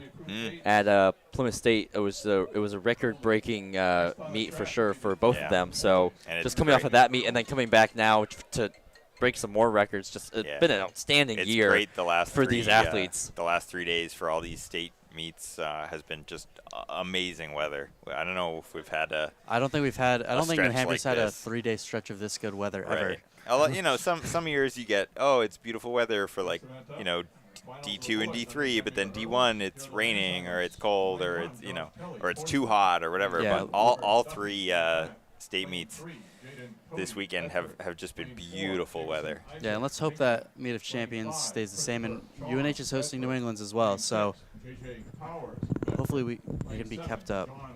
Yeah, I can't say it's been quite a while since we've had like 3 full weeks of good weather for Yeah. outdoor track. Yeah. So it's been a while to say because I think last year like it was downpouring at I think Meet of Champions, or it might have been Yeah, the morning of Meet of Champions was pretty brutal, and I think Yeah. even Yeah. at It was D2 states last It was year a too. wet championship season last year. Yep. So it's good to say that at least for these 3 meets this week have been great weather. Yeah. And continue to be. pretty tough to compete in and pretty tough to live stream in. Yeah. Definitely. Yeah, so for sure. We are definitely thankful up here to have nice weather. Yeah. I'm sure those athletes are too. So here we go. Finals for the 110 hurdles. They're off, and that's Isaac giving Chong some Yeah, Isaac out early and then push, but and then there we Chong go. comes Chris back. Chong, he's got 300 hurdle legs, and he's in there 4x4 too, so no surprise he's got some kick Yeah, there. great lean in there, under 15. And that was Christopher Chong. That's gonna be a good battle. So- at, Yeah, so Meet of Chong Champions. is going to be your D1 champion. Showing the replay of that run. So Chong will win at 14.80. Isaac, 15.28. Child, 15.40. Duffy, 15.56. Fourth, Oliver Duffy, Winnicott, 15.5. And Powers of Bedford, 1559. Scammon of Spalding, 1561. Cody of Bedford, 1586. And Kelly of Portsmouth, 1635. Close out those finals of the 110 hurdles. 16.35. But our winner and 2024 Division I champion in the boys. So congrats to Chong for being the 2024 D1 champion, 110 hurdles. Congratulations. Pretty decisive win there once again. Looking for the Manchester So now Central Coach. going into our next sprints final, we have the girls 100-meter dash. The Manchester Central coach. Adigan in lane 1, Jenkins lane 2, Ortiz Blanco in 3, Roberts in 4, Ross in 5, Musa in 6, Sipple in 7, and Seesaw in 8. Division 1 record is 12:24. Ross is the top seed, 12:46. If she left some in the tank, the D1 record could go down today. Yeah, so again, great day for it. That was some good sprinting weather. Yeah, great sprinting weather. I mean, I don't know how hot it is out there, but the wind and breeze has been nice cool down for sure. Yeah, that's the thing. It's warm. It's midday, but there's a nice breeze here on the seacoast, so the distance events shouldn't be too hot. In lane 6, NHIAA Musa of Nashua South. In lane 7. I know. I was just talking to Lars about a state meet. I think my sophomore year of high school was held here at Portsmouth when it was a black track, and That's right. It used to be black. I was Yeah. wondering about and that. Yeah. the air temperature was right around 100, and on the track it was measured. They had a heat gun on the track, and it was like 116 on the track or something like that. That's brutal. That was not fun for the. Yeah. No, I was trying to remember if I it was was in the 2 mile that day. Oh It no. was, That's not a race you want to be in. it was a good time. They are up and set and underway. Girls 100-meter dash. Giving chase. It looks like Musa, but remember, Ross always has the strong finish. So Yep, right there. You see it. Oh, it's gonna be close. 12:28. It's gonna be close to that record. I think Musa held her off. yeah, Musa 12:28. Oh, Just misses off the of D1 record. record. Just barely. 12:29 for Ross, so real close there. Yeah, both Nashua South runners getting 1 and 2, but Musa will come out to be the D1 champion at 12:28. Ross at 12:29. Roberts 12:52. Seesaw 12:62. Jenkins 12:65. Sipple 12:72. Ortiz Blanco 12:77, and Adigan 12:92. Jeez, I want to see their 4x1. That's 4x1's gonna be the girls' They go 4x1 might be 1-2. the race of the day today. Yeah, because we got South obviously goes 1-2 in the 100, but then set the State record and D1 record last year. But then we have Pinkerton, who set the state record, which has not been confirmed yet, but broke the state record at Londonderry just last week. Yeah, what makes that interesting too is that Nashua South was at Londonderry, but they chose not to run a 4x1, so Pinkerton ran that without their competition. So I'm sure South is kind of bitter about that, but those are two Yeah, those are two things to be excited They want about. their state record Yeah. back. Now on to the boys 100-meter dash. We got Sebastian of Manchester in 1, Peters National North in 2, Stevens of Keene in 3, Michaud of Pinkerton in 4, Brooks of Wyndham in 5, Ogbanamiri of Bishop Girton in 6, Flan of Manchester in 7, and Schneier of Nashua South in 8. This should be another great race. Yeah. We've been pretty spoiled in the sprints. So Michaud and Brooks should be the two to look at right there, right in the middle. In Division 3 and Division 2, winners and even second place finishers have won in sub-11 fashion. Hopefully that follows today. Yeah, also look for Stevens of Keene. He's going to be somebody to think he'll be right there too.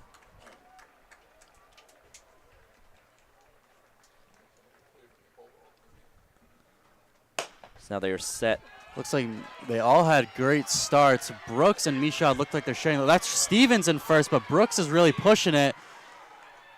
It's hard to tell. It's between Stevens and Brooks. I think Stevens got it. Yeah, Stevens is celebrating. He's celebrating. So, listen on. Yeah, Stevens will win it. Stevens right finally gets his state championship. I think he missed it last year in indoors and this year in indoors in the 55 with a false start last year, and just whatever happened in indoors this year.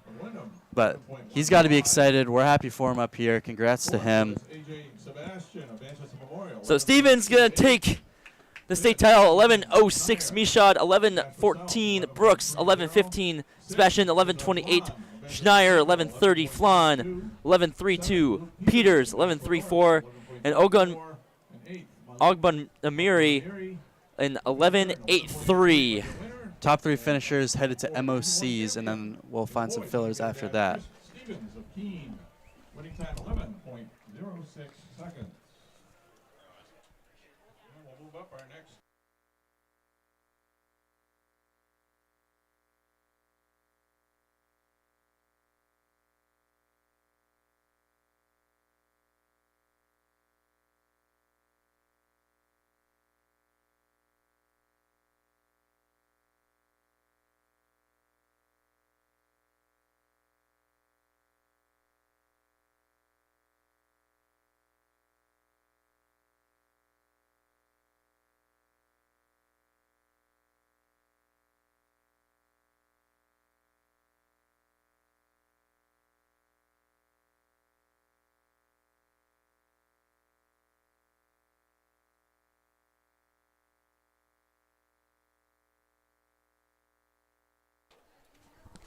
All right, so now we are underway with the girls 600-meter run. I got Tyler Sheedy here with me for coverage here. Hey. So it looks like from the start we got Kudalitis going to the front over Lee. And then White and O'Neill, kind of favorites you'd expect to be up front already. Want to read off the start list, Ryan? Yeah, so right now in this only one heat, so we'll have Lee of Bedford in 1, Kudalitis from Winnacunnet in 2, O'Neill, Bedford, White of Nashua North, Mariotti of Winnacunnet, Bedard of Merrimack, Klinger of Wyndham, Marzolf of Pinkerton, McWhirter of Merrimack, Faulkner of Salem, McIntyre of Dover, DeLong of Londonderry, Poulin of Dover, Morani of Bedford, Caridad of Bedford, Boritz of Dover, Carter of Portsmouth, and Roche of Exeter. So far we have about a group of 8 breaking away, and more of a group of 5 from that 8, with Kudalitis in the lead, with Lee right behind her. And I know both Kudalitis and Lee have run the low 5s, and either of them could take it, although I do like Lee's position right now being in second place, especially with the good kick that she has. Yeah, and looks like we'll also have Eddie Cox and Rory Kern hop in with us at one point. I think we'll have. So now we have 3, and that's going to be Kudalitis leading over Lee, and then a little gap to O'Neill, but not much. Definitely enough to stay in the race for O'Neill. Yeah, so we'll have Eddie Cox come up with us for the girls 1600. Yep. 1,000 to go. Have her hop on here. So again, spread out quite a bit here already. Yeah, it looks like they're just going to go ahead and set a faster pace and just see who goes with them. Yeah, I haven't been paying attention to what kind of pace they're on, but it looks like it's pretty quick, actually. Yeah. With now Kudalitis still remaining in front, with Lee right behind her, O'Neill about 5 meters back of her teammate Lee. And Kudalitis has a little bit of a gap over Lee, but it's not enough to be concerned if you're cheering for Lee in this race. Yeah, so coming up on 800 to go. The 800 split going about 2:30. So yeah, right on 5-minute pace. That's pretty honest for sure. Yeah. And just a reminder, so the state record in the girls 1600 is 4:47.48, set back in 2010. D1 record back in 2016 was 4:52.98, and the previous state champion is Lee, who is the reigning champion, and in this race ran 5:21.54. She came in seated with a 5:03.70. Yeah. So they're going to run faster than last year in this race for sure. Yeah, and they were just sitting right around that 5-minute pace, just coming through the 800. So. And I'm sure that Lee is not happy with this because I know she's the favorite to win in the 800, and I'm sure that she would like to have a slower race to start off with. But Kudalais is keeping it very honest, but Lee is right there. Yeah, definitely making Lee work for this. So it depends. When do you make the move? 500 to go? Maybe wait a bit longer? Yeah, I would say maybe wait a little bit longer. Like she is, yeah. And she's right on her back now. Yeah, you really don't want to make it come down to the final kick either. It's just waiting too long. So now coming up on 1 to go. Then we have O'Neill in third. Just a tad off 5-minute pace there, coming through with 1 lap to go, but see how they can close. Yeah, and Klinger of Wyndham's not far behind her as well in third.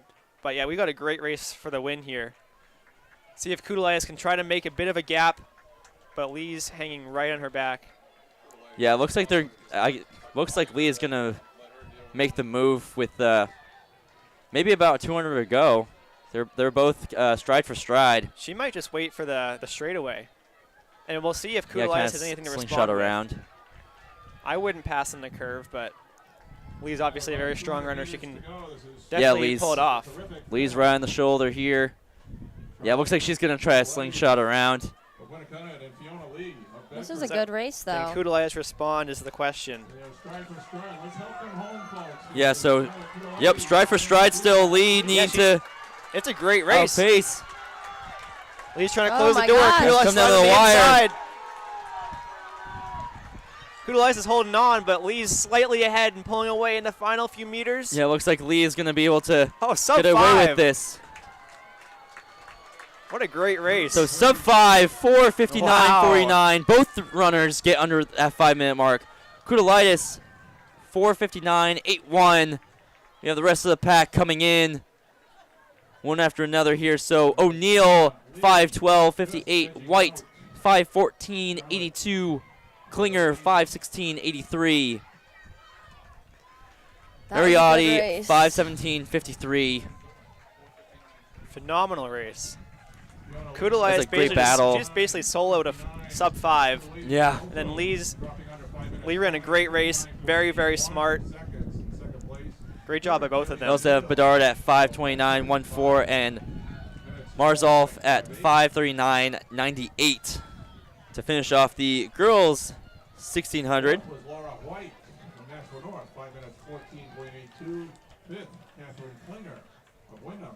So they must have closed it pretty hard that last lap because they were a bit off 5-minute pace heading into the bell. All right, for the guys 1500, I'm going to pass the mic off to Rory here.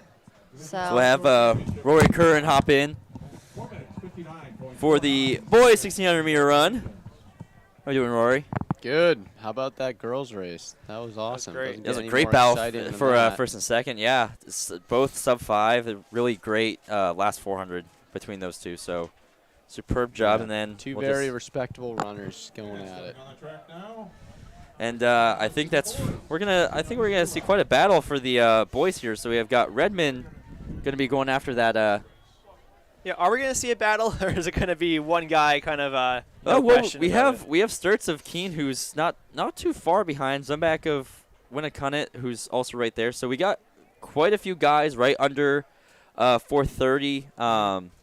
Like you have your top 6 under 430, and you also have Beckering of Bedford also in the 7th spot. And with he's a wild card 4:29.22, because yeah. he's a really fast mid-D guy, and if he finds something in the mile, he could be a big problem. Yeah, so again, that top 7 is going to be a huge deal. And again, I would assume Redmond's going to just take this out conservative. I mean, he's got 2 other events, potentially even a third if he decides to hop in that 4x4 at the end of the meet to be a decisive victory for Bedford as a team.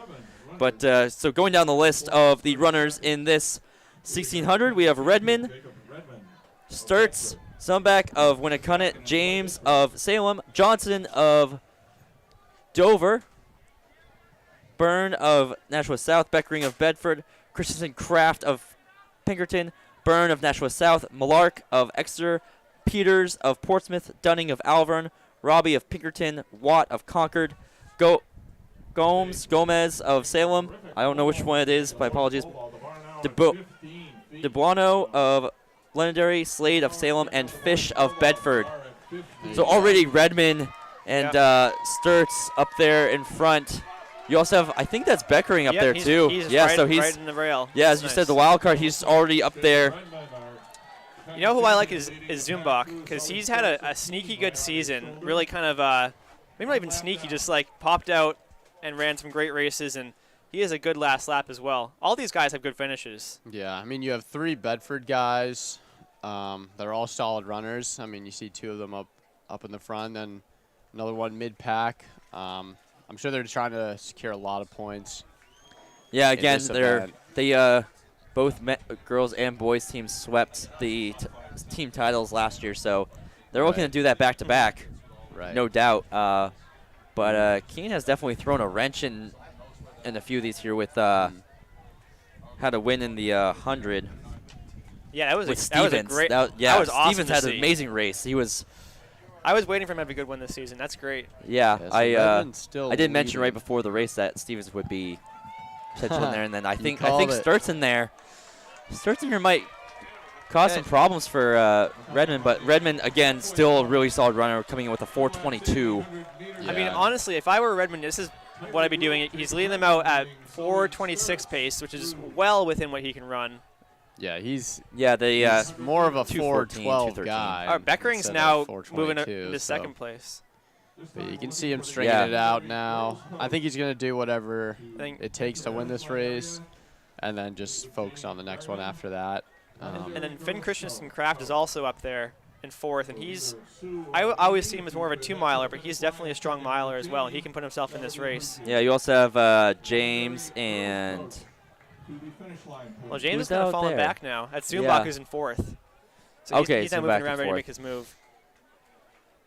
So yeah, your top 6 is a pretty mixed bag here, as we can tell. But again, it's Bedford 1 and 2. Beckering again was seeded 7th. No doubt that he was going to push himself to top 3 territory. Yeah, all these guys look good. Let's see if Beckering can just sit on Redmond and then try to hold on, outkick these guys. They're on pace for just about their PR, maybe a little bit faster. So yeah, so 3:20, right going into the bell lap. We'll see a sub 60 here for sure. So yeah, he's just they're really kicking in. Letting it fly now. I think Christensen Kraft looks good in 3rd. Yeah. Sturts is kind of falling back into 5th. He's moved himself up quite a bit. Is that Millark who's in 6th? I believe it is, yeah. But Redmond's now making a small gap. Here comes Zumbach. Christensen Kraft moving to 2nd, maybe. Yeah, he is. As made a great move. Kind of back a little bit. Redmond's looking back with 200 to go. He's going to have some company this last 150. Yeah, but I mean, he looks pretty good. Move. Yeah, still looking back. He's trying to see how much effort he needs to give on this final straight. He's going to need to. He can't ease up because they're rolling in. Yep. But good race by Christensen Kraft, trying to hold on over Beckering. Can Beckering get him for a Bedford 1-2? Yeah, Beckering is really closing in, but I think Christensen Kraft. Oh, I don't know. I think Beckering got him. It's going to be down to the wire. We'll see. So Redmond will win it 4:19.54. Beckering will take it 4:21.09. Bedford goes 1 and 2 in the 1600. Christensen Kraft moving well up 4:21.13. Zumbach 4:22.60. Sturts 4:23.72. Malark 4:24.42. Great run for Exeter's Malark there. Yeah. Byrne of Nashua South 4:26.89. Byrne of Nashua South. So that's 4:30 for both of the Burns of Nashua South. Must be. That was a faster race than I expected. Yeah, I mean, maybe not. Yeah, 4:19. I mean, Redmond kind of had to really.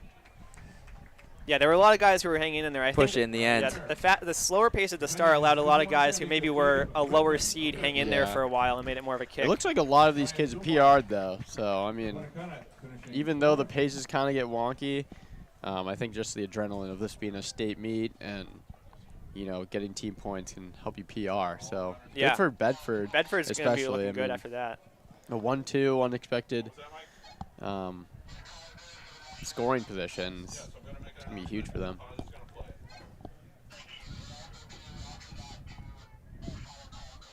So now we're gonna move on to the sprints here.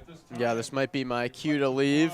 I will be back for the 800 though, but I'm gonna pass this off. Yeah, Not we'll sure have where it is right now, but we'll have Eddie Cox and Rory Curran back with us for 800 and the 3200. They'll be back for both of those. We had them back in the D2 meet, and that was great to have their expertise join us. So look to have them back, but we'll have Ty Doro back on along with Davio DeLuca. But as of this moment, we're going to take a moment for the national anthem. And now, to honor America, our national anthem.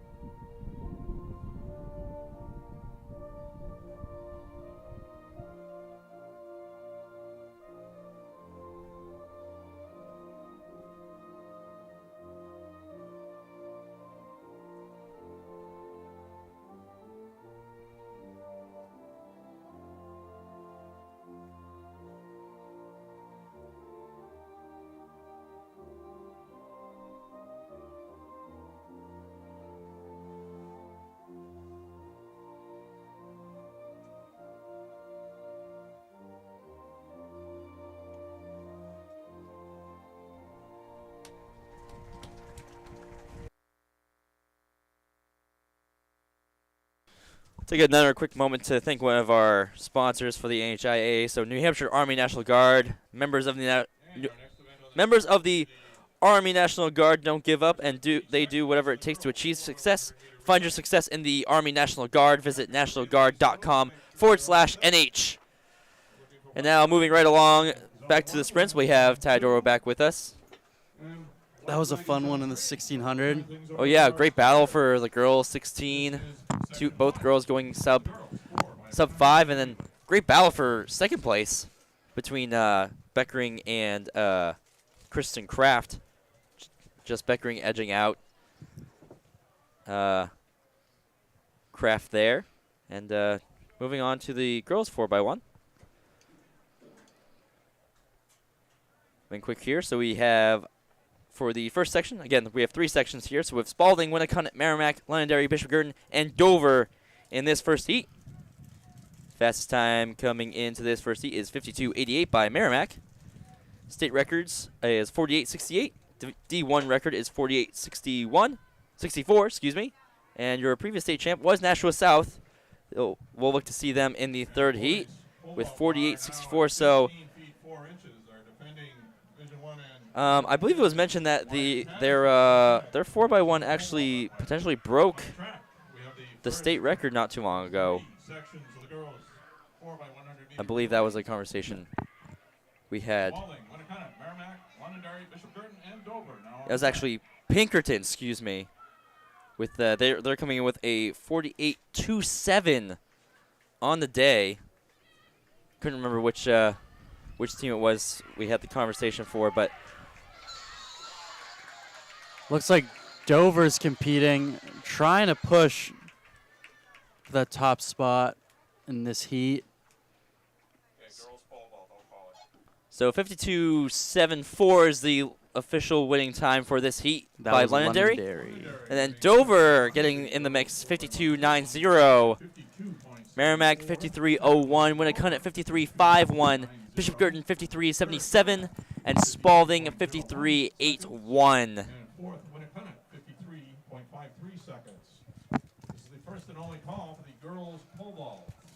So that will complete the first section of the girls 4x1. And for any of those wondering what may be going on in the field events right now, in pole vault, they have it up to 15 feet right now, which I believe would be some pretty big PRs for those guys out there. I think 14 How many vaulters they got at that height right now? Got about 2 or 3. Okay. So 2 or 3 left at about 15 feet. That's some pretty stacked up field there in pole vault. We'll keep you updated on those results as we come in. So we wait here for, we got white flags all around the track in all 4 zones.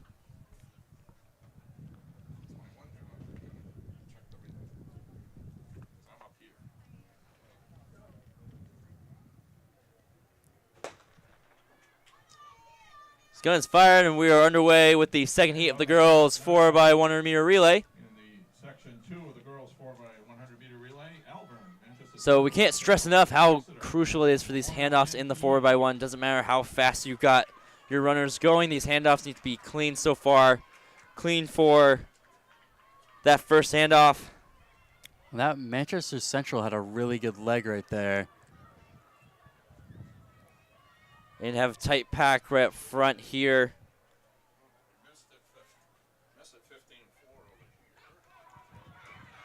And again, your teams here are Alver, Manchester Central, Salem, Exeter, Manchester Memorial, and Keene. It's going to be a battle between Salem and Manchester Memorial. It looks like to be Salem's going to be taking it 50.93 of an official, 9-2 officially. And it's Manchester Memorial 51-3-2 right behind. Central 51-6-5. Alvern 51-9-6. Keene 52-07. And Exeter 52-27. Time to beat for the next heat, 50.92. I assume we'll see that go down pretty easily. Yeah, again, we've got pretty competitive 4x1 heat coming up here. We've got the last 2 state record holders. Yep. So yeah, again, Nashua South has scored the D1 record last year, and then you just had Pinkerton most recently break that with their 48-7. So again, in this heat, we have Nashua North, Concord, Pinkerton, Nashua South, Bedford, and Portsmouth. All right, so 48-7 would be the mark to beat for the state record, even though it's not official yet.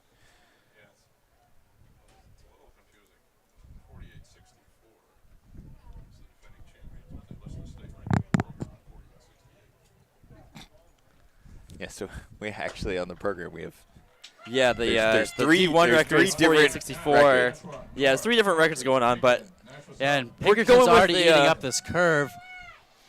Yeah, we're gonna go with the 48-27 as the state record to beat. And so Pinkerton's really running away right now. Well. Yeah, but you also that looks to be Scott out there for Bedford. Yeah, holding pace with Pinkerton. Yep, but it's still Pinkerton great still pulling handoff. away. Great handoff. Yeah, they've got two good Bedford handoffs so far. still holding pretty strong here. Yeah, and Pinkerton is in lane 3, so they're in one of the most inside Actually, now lanes. South They're is gonna run pulling away in. with this from the looks of it. That Good handoff there, right before Bedford the zone. Able to get the handoff. It's gonna be Nashua South Can in they second. improve on their 48-26? Maybe go under 48 here. It's 46, 47. Gonna be a 47. 48 It's probably. It's 47 close. hose. It's gonna be This is real gonna close. be 47-88. Oh my goodness! New state record. And Nashua South also gets under 49. A huge state record. So you have 2 teams underneath the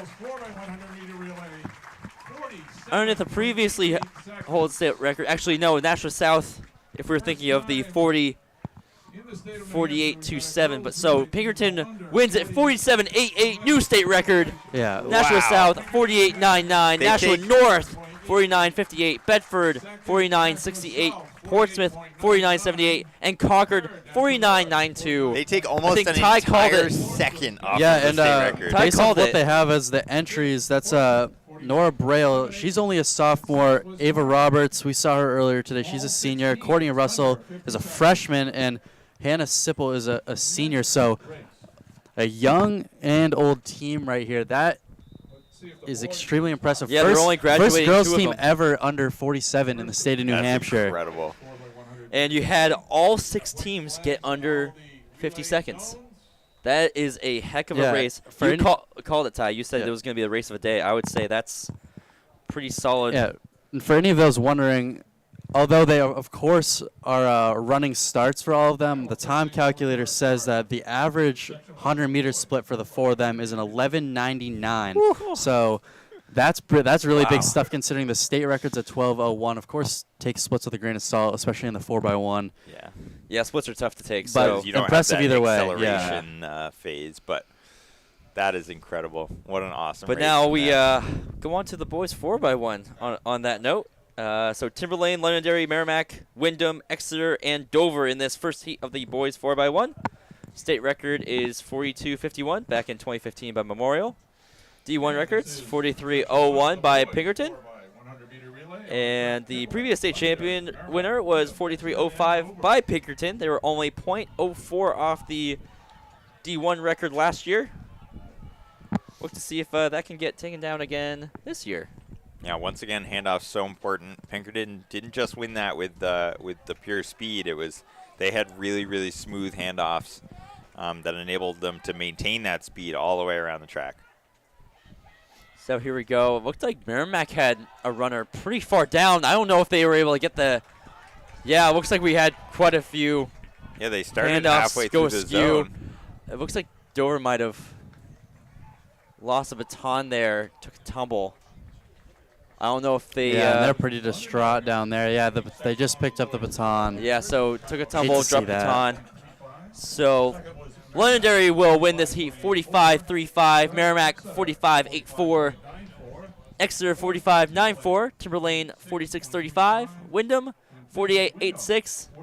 And then fortunately Dover will be DQ'd for the baton drop. I wasn't sure if Merrimack was able to get the handoff in time. They had runner way far ahead of the triangle, but looks to be that Merrimack will get it in. Did get it in on time. Yeah, interesting. I imagine that's how they like to do the handoffs with their last runner a little bit further up the zone, but then they cut it pretty close on. Yeah, the, it on definitely the runs the risk for sure. exit, So Yeah, so now Section 2 has Alvern, Nashua North, Spalding, Manchester Memorial, Portsmouth, and Bishop Girton.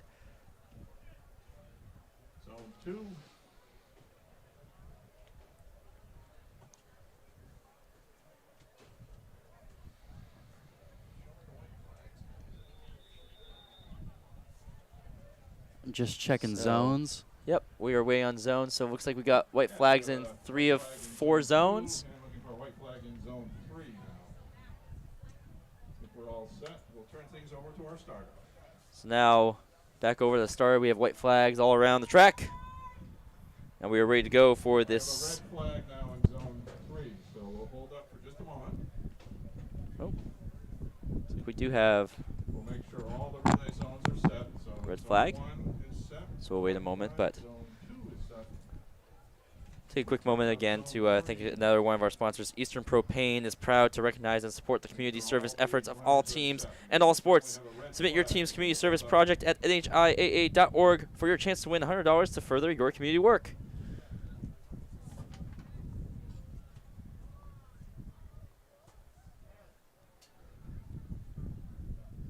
Yeah, still red flag over there. Not sure what they're waiting on here. Wait for confirmation. Are they missing? Looks like they're missing a runner in lane 5. And in here, this heat, we should have Alvern lane 1, North lane 2, Spalding lane 3, National Memorial lane 4. So looks like we might be missing a we're missing a runner from Portsmouth. yeah, it's Down lane slightly 5. Problematic. I don't. Now we have the white flag in all our zones. We'll turn things over to our starter. This is section Oh, 2 we might. of the boys. I'm not sure if. I guess maybe Portsmouth is not starting a Yeah, 4x1. it looks like Portsmouth is not going to start a 4x1. Okay, so I guess just a missed memo there, but clear it up. So no team for Portsmouth in the 4x1, so we'll get underway with. So we'll just have 5 teams here. So Alvern, National North, Spalding, Manchester Memorial, and Bishop Girton with an empty lane 5. National North, Spalding section 2 of the boys 4x100. So Bishop Girton out Girton to a is heavy out. lead, yeah. With Spalding in second. Now, in any 400-meter race, you really don't get a good idea of where people are at until this leg here. See how these inside Almost lanes go. iffy They on that almost- handoff yeah. for Bishop Girton. A little shaky. Spalding able to catch up a little bit here on the stagger. Looks like it's going to be Spalding up at the front. Oh, a big leg from But, South here. Yeah, South, and as well as Alvern. North. North. Yeah, that was Alvern, a tight race. Yeah, it's going to be pretty close. We'll see what the original. Yep, Nashua North is going to take it 44.71. Alvern 44.74. Spalding 45.01. Bishop Girton 45.15. And then we're just waiting on these last two. Oh. And Memorial. Yeah, DNF. Memorial and Portsmouth did not finish, but Nashua North winning section 2 with a time of 44. So now we are on to the third and final section of this 4x1. This should be exciting here as we have 4 seeds under 44. And Pinkerton, again, just .04 off the D1 record last year. Look to see how close they can get this time. And Nashua South right behind Pinkerton with only a hundredth of a second off, 43.33 for Pinkerton, 43.34 for South. Yeah, and Pinkerton looks like they're only replacing one person from their team last year. That'd be Travis Cavallo, who we saw a false start in the prelims of the 100. Yeah, so he's having a good freshman campaign, so I'm sure he's eager to get out there for them today. Yeah, he's going to have some fuel there for the 4x1. So now it's Winnicott, Bedford, Pinkerton, Nashua South, Manchester Central, and Concord in this heat of the boys 4x1. Yeah, we got a couple teams pretty close to that division record, so they could push each other under that mark. Could see multiple teams go under. Could be. Could we see the first ever 42? Oh, we never know. We'll have to see. It's pretty. Again, it was pretty close last year with them at the 43.05. Yeah. So. It doesn't say who that state record is. I don't know what team that is. It should say on my sheet. Hold on 1 second. As we were getting underway. So first zone, Pinkerton, great handoff for them. Yeah, they're already out there. Nashua South also had a great handoff. They're breaking up and the if stagger. you're eating up the stagger in the first 2 legs of the race, you got a pretty good shot at winning. Good handoff from Pinkerton again. Yeah, They've got they them look down, so girls. smooth. Yeah, and the boys, handoffs. and they're moving. They're gonna Yeah, hand so it they to have the a. show. They look pretty good for that for a time. Come on, Another good handoff. great I think handoff. Offshot could have got Right in out the a little middle, faster, well but he's ahead. gonna Nashua take South this. chasing him down though, ahead of Bedford. It's going to be a close one. 40, 41, 42. We Looks might like a see it. 42. Gonna be a state record? Definitely state record. 42, 54. We don't. I That's don't know if pretty it's a close to state the state- record. Close to No. state record. They're A 10th off. .03 off the state record. So that state record was held by Memorial back in 2015. Memorial, 42.51 was the previous record. So they're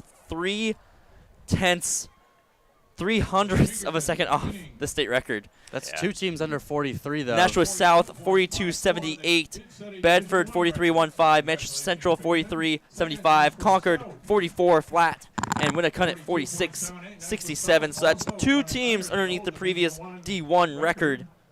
Yeah, so we haven't we've never seen anyone go under 43 at a Division 1 state meet before, and we have 2 teams do it in the same day. 2 teams do it. So what a day. Teodoro calling that the 4x1s would be the races. Man, I would just say in contention for races the that day for sure. The sprints in general this year have been amazing. So now get on to another sprint event. Yeah. The girls 400 I'm meter excited run. for this one. Here we got Harriet Barber. Harriet Barber, Yeah. yeah, she held the I think she held the D1 record indoor for the 300. And she has the D1 record for the 400 set last year in 56.20. So she could Yeah, definitely and give. She's finally got some warm weather for this. Yeah. She's been running the last couple meets. It's been a little bit cold for the 400, so I'd be interested to see what she can run here on a nice warm day. But that yeah, being so said, she could give that state record potentially a run for its money. That state record, Definitely. has been held since it got set at University of New Hampshire.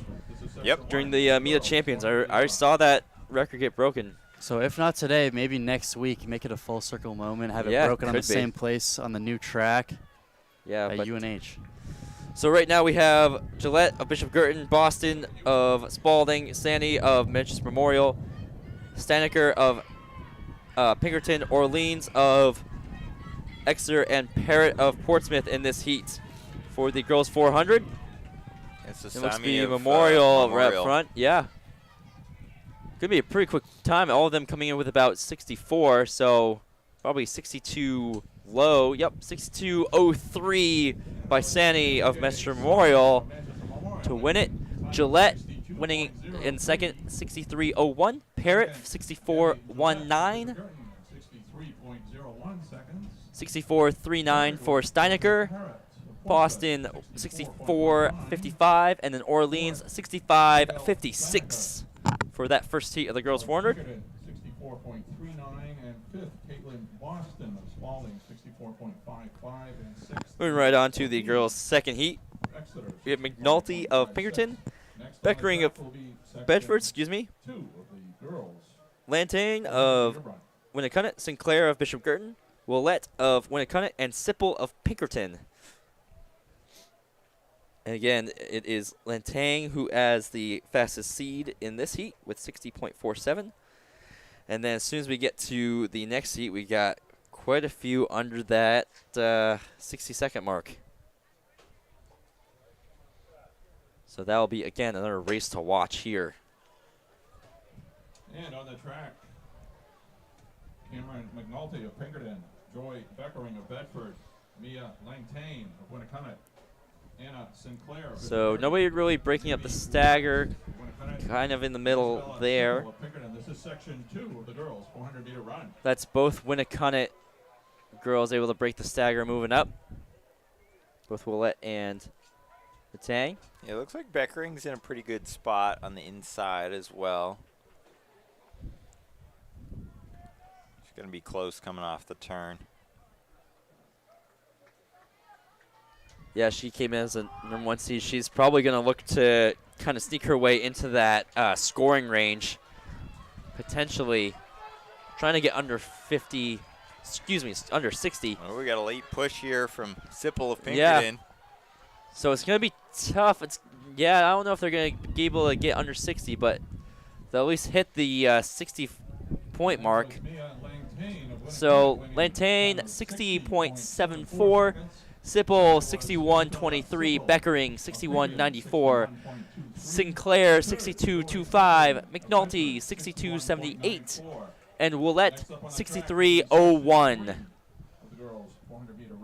So the time to beat is 60.74, but we'll likely see that mark, well under that mark. Yeah, it should be broken by most everyone in this next heat. Yeah, again, Harriet Barber going to be the headline for the 400 today. 56.19 is her seed time. She has the D1 record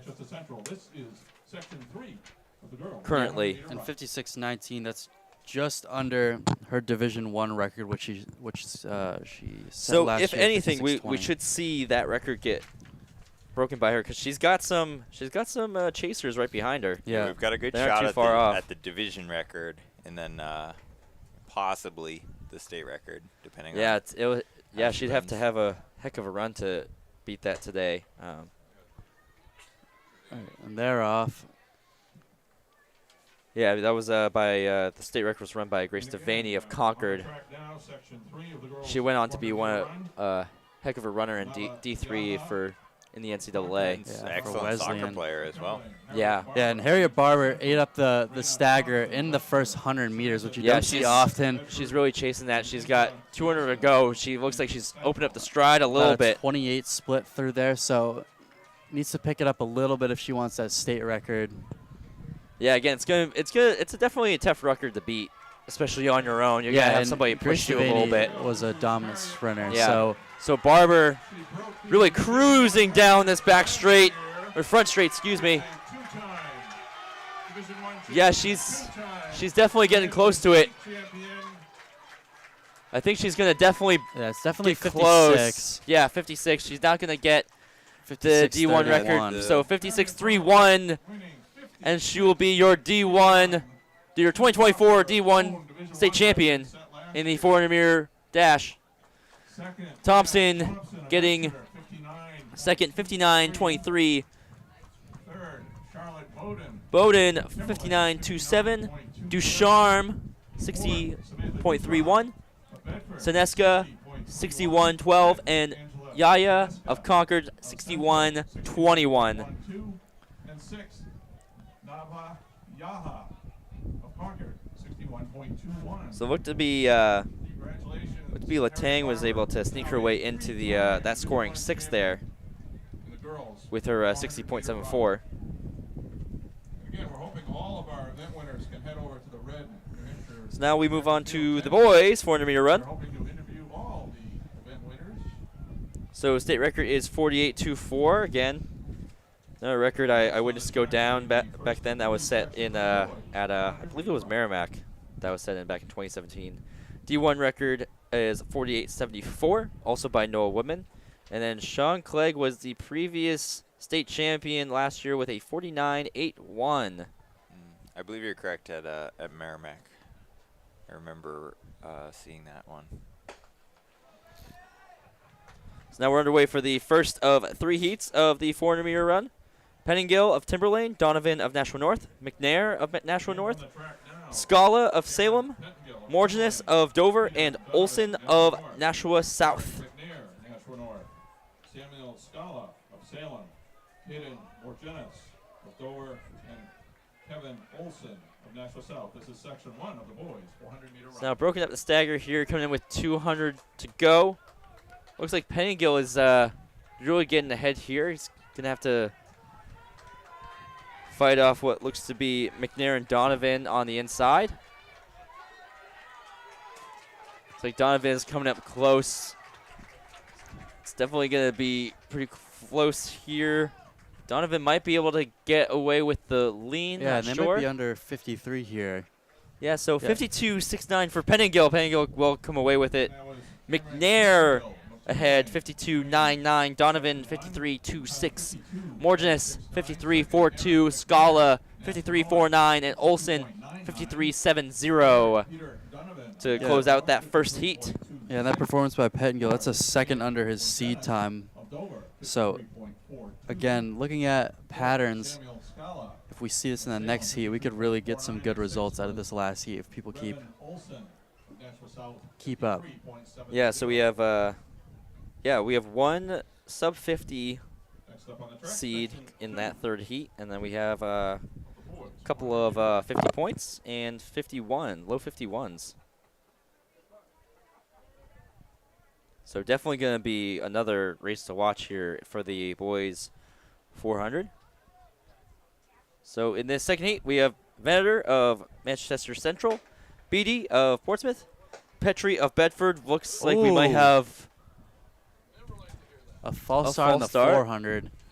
Well, called it too soon. Maybe we're thought we got away with just the one today, but looks like we're going to get a second one. I'm not sure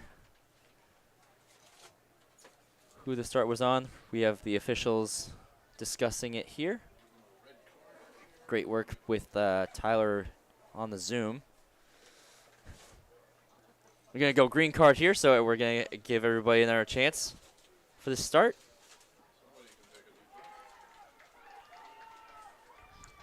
So what were we trying to start here?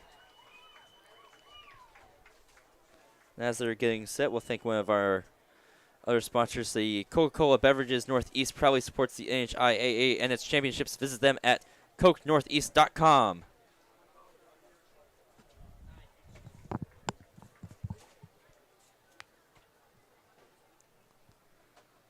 So now we'll have a take two for this start of the second heat of the 400 meter run for the boys.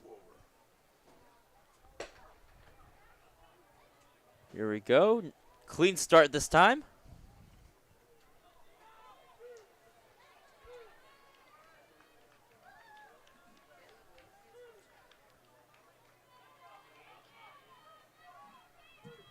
So it looks to be, And on the track now, Sean Venator of Manchester Central. again, Janetos Winnacunnet in 4, Gagny of Manchester Central in 5, and Prowl of Exeter in 6. I didn't get a chance to finish saying who was in this heat from the false start, but it looks to be Janetos getting out in front. He might be able to pull away. And he's being pushed by Beatty of Portsmouth. Yeah, so it's going to be tight down the stretch here, but it looks again, like it looks like Janetos is going to take it. Yeah, he's going to be able to get this. Winnacunnet has close. Oh, and he almost fell. Winnacunnet has been able to produce some really solid long sprinters in the last couple of years.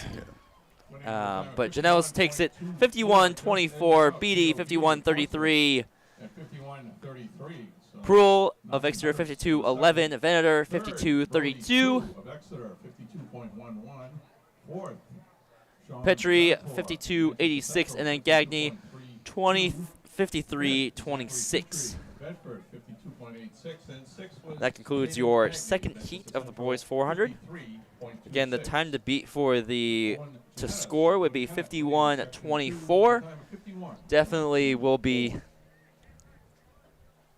likely to see most of these runners get under that, with the slowest time being 51-34 coming into today for this final heat.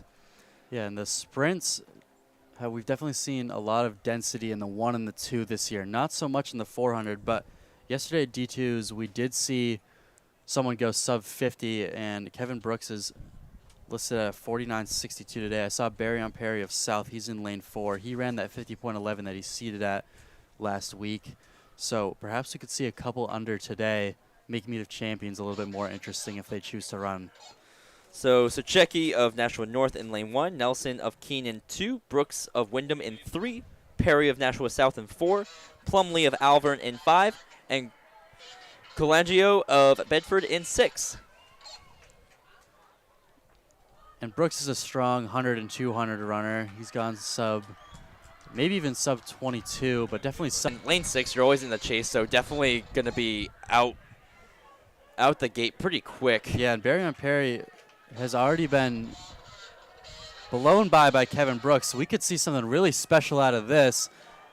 He's eating up the stagger everywhere. They're running about 35 seconds through 300, so they're looking at definitely sub 50s here. Yeah, Colangelo, not too far off. There. Yeah, he's still chasing. He's got the long legs. He might be able to catch Brooks at the end here. They're looking at 46, 47, 48, 49. It's going to be a sub 50, I think. It's going to be close. We'll see what the official is. 49.83 for Brooks will be your state champion. Colangelo just barely missing it, 50.1. Perry 50.86. Nelson 51.41. Plumley 52.07 and Sochecki 52.38. So there's your state champion Brooks 49.83. Just barely off the previous state champion of last year who ran 49.81. That was Sean Clegg last year. So now we get ourselves into a little bit more hurdle action here, the 300-meter hurdles. So starting off with the girls, the state record is 43.54 back in 2014. The D1 record is 43.87, set all the way back in 1997. And state champion last year was Janelle Thomas, who will come back in today with a time of 46.17 is her seed. She won last year with a time of 43.92. Yeah, just so 0.04 off of these that state times might be a bit deceptive here, for sure. Yeah, not to mention we saw Annika Scott break the record, the state record in the 100 hurdles today. If she's got some speed endurance in her, we could see something really special out of her. At least maybe even a push to Janelle Thomas, who has a seat time almost 2.5 seconds slower than her winning time last year. Yeah, Annika Scott already also has 3 races in her, too. She's got... Oh, the 4x1 and the trials. Yeah, and 4x1 trials and finals. Yeah, so she's had a couple of 100 runs in her with hurdles, and So she's had some time to rest, but we'll see Yeah, what. and it may just be 100 meters, but there's no reason to undervalue what that type of intensity can do when you need to run more races that day, especially if they want to run her in a 4x4 if they need her at the end of this meet.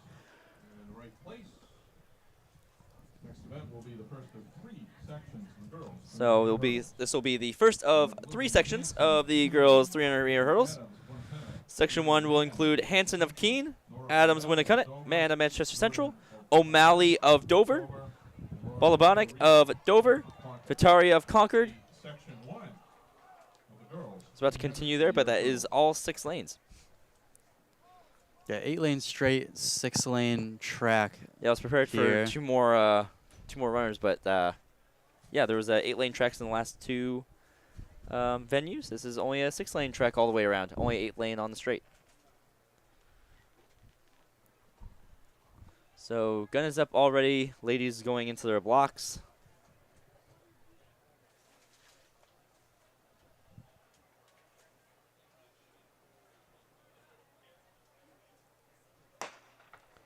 So now we are underway again. We have Man coming in with the fastest time in this heat, 51.22. Not far behind her is Nora O'Malley with a 51.23. And the best thing about the 300 hurdles, 400 hurdles in college and professionally is that in a regular 400 race, you really can't tell who's winning based on outside and inside lanes. But here we have the hurdles, and whoever's over the hurdle first, that's who's leading. So right now, that's Man of Central. Yep, so she came in with the fast time. And then you have O'Malley in third with Adams from Winnicott in second.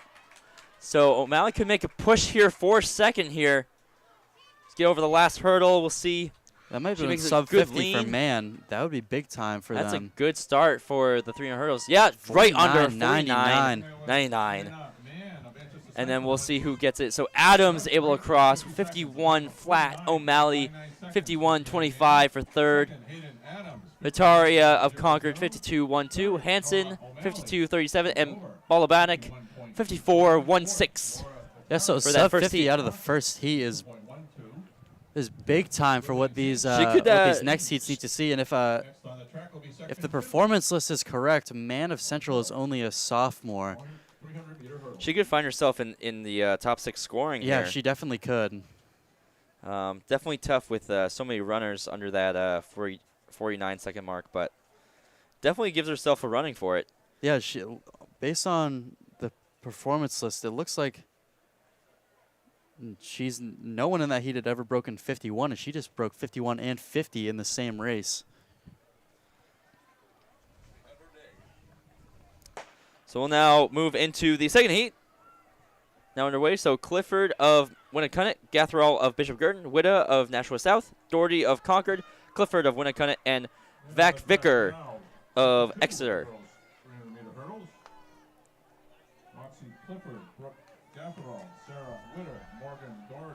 So now already looks like Gatherall is starting to break through the stagger already. Not far behind her is Witta of Nashua South. Yeah, and Witta just clipped a hurdle. She was pretty Doherty, high seed Witta. in here, so it looks like Doherty, Witta, and Clifford Gatherall just is all really right gonna go there. for it, but they're all pushing back. Yeah, so it looks to be, might be Doherty who might be able to get away with second. Yeah, she's pushing Doherty for had first a good though. performance in the 100 Doherty really hurdles, pushing. and She's going to get I through. think she might have got that. Yeah, I think she We'll was have to able wait to. for the results here. Doherty does do it, 47.48.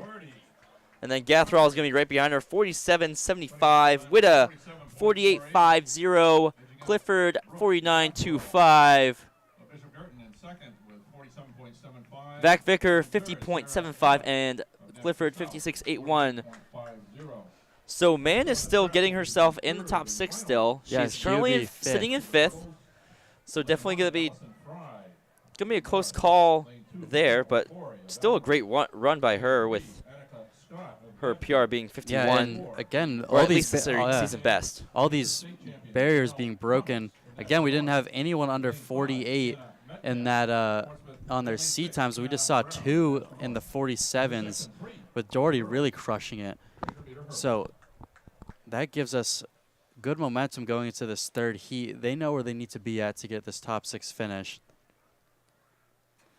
And now we have quite the matchup here. Fry of Nashua North, Ofori of Alvern, Scott of Bedford, Thomas of Nashua North, Metcalf of Portsmouth, and Brown of Nashua North. And Scott already on a great move.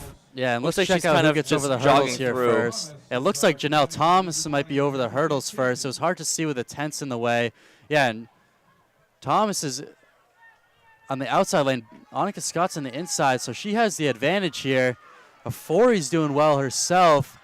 Yeah, Scott is Annika definitely Scott going for a double champ today, but Janelle Thomas is showing the endurance and strength right now. Yeah, she's She's a previous definitely state got the champion. height advantage here. So this could could be get a really close. good time, and that's going to be Scott taking it. 44-81. And that was Annika Scott. So, A double winner now. yep, so it's two state champions for Annika Scott. 44-81, she'll win the 300-meter hurdles. Thomas, 45-22. Ofori, 46-53. Fry, 46-84. Metcalf, 47-53. Brown, 49-09. Yeah, and the going into MOCs last year, the big headline in the girls 300 hurdles was Cardi versus Janelle Thomas, but Scott now, I think the only one in the state under 45, she might just make up the headline herself. So now moving right along to the boys 300-meter hurdles. State record is 37.71 back in 2011. D1 record, it was 37.98 by Billy Powers. And the previous state champion was Chong, who will be looking to return for back-to-back championships. He ran it in 39.24 last year. He comes in with a 38.76 this year, which is quite an impressive time. Only about a second off of that state record. Yeah, I think Chong had the state lead with that 48.70 or 38.76 if it wasn't for Career of Pelham a couple days ago at the D3 championships. But I'm sure that Chong wants to get his placement back for his lane draw going into Meet of Champions. So now we'll get underway with this first heat. So first heat is with Kerrigan, Casey, Bozick, Mikus, Hogan, and Theriault. So already making up that stagger is Mikus, I believe. Lane 4. Oh, nope. In lane 3, that's Bozick. Bozick up front, getting some challenge Yeah, here. this is a tight crowd. That's going to be By Central's Mikus. Mikus Mikus is slight starting to make a move. advantage. He's got a pretty good stride here, going through the arms, but going to be Hogan who's going to be trying to challenge that. So let's see the official result. So it will be Casey of Exeter to take it, 43-48. Hogan right behind, 43-53. Mikus, 43-53. That's a really close first second. Bozick, 44-14.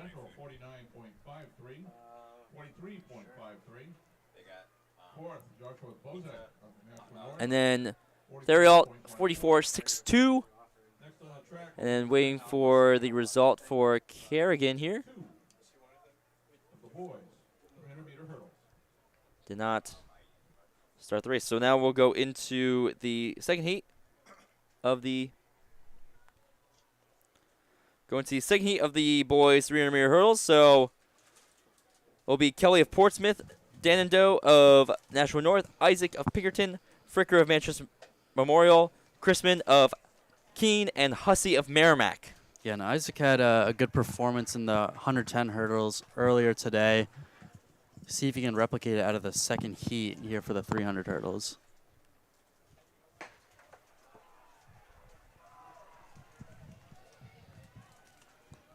So now we're underway for the Isaac's second over the hurdle first. He's going to be first over the second hurdle as well.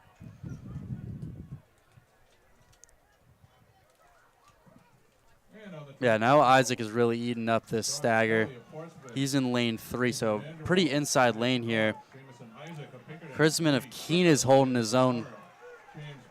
Yeah, he's looking to put this away quick, but he's getting challenged by Dando and Chrisman. That looks to be a big stretch for Fricker there, too. No, Isaac was definitely under 42 there. 41.44 for him.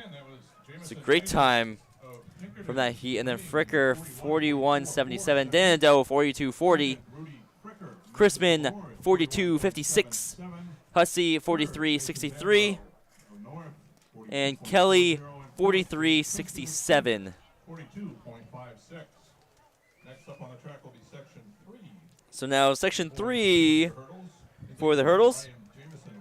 So Jameson of Winnacunnet in 1, Scammon of Spalding in 2, Chong, the defending champion from Bedford in 3, Duffy of Winnacunnet in 4, Marcotti of Alvern in 5, and Crowell of Keene in 6. This is section 3 of the boys 300-meter hurdle. And again, so Duffy will be the big challenger for Chong in this race, as he is the only other runner seated under 40 seconds with a 39.2.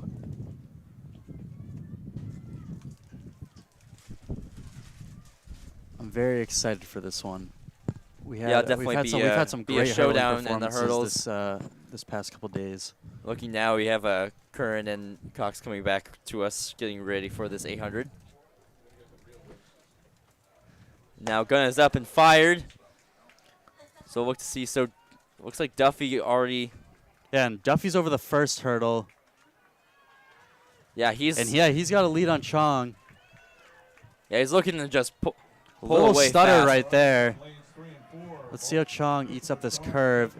Duffy's still over the hurdle before him, but now they're neck and neck. Chong's really pulling away here. He's got that 400 strength in his legs. Ahead. Falls a little stumble, bit there, but I but think he's got it. still looking fine. The stir stepping's really throwing him off here, as Duffy is really coming close here, but it's not going to matter. And Chong's going to repeat champion. So he gets there 40 flat. There, he's definitely looks like his ankle may have given there. The 300-meter hurdles with a time of 40.00 seconds. Second ranked Jameson. Sure. 40.34. Third, So Duffy. Chong will win at 40 flat, will be a double state champion.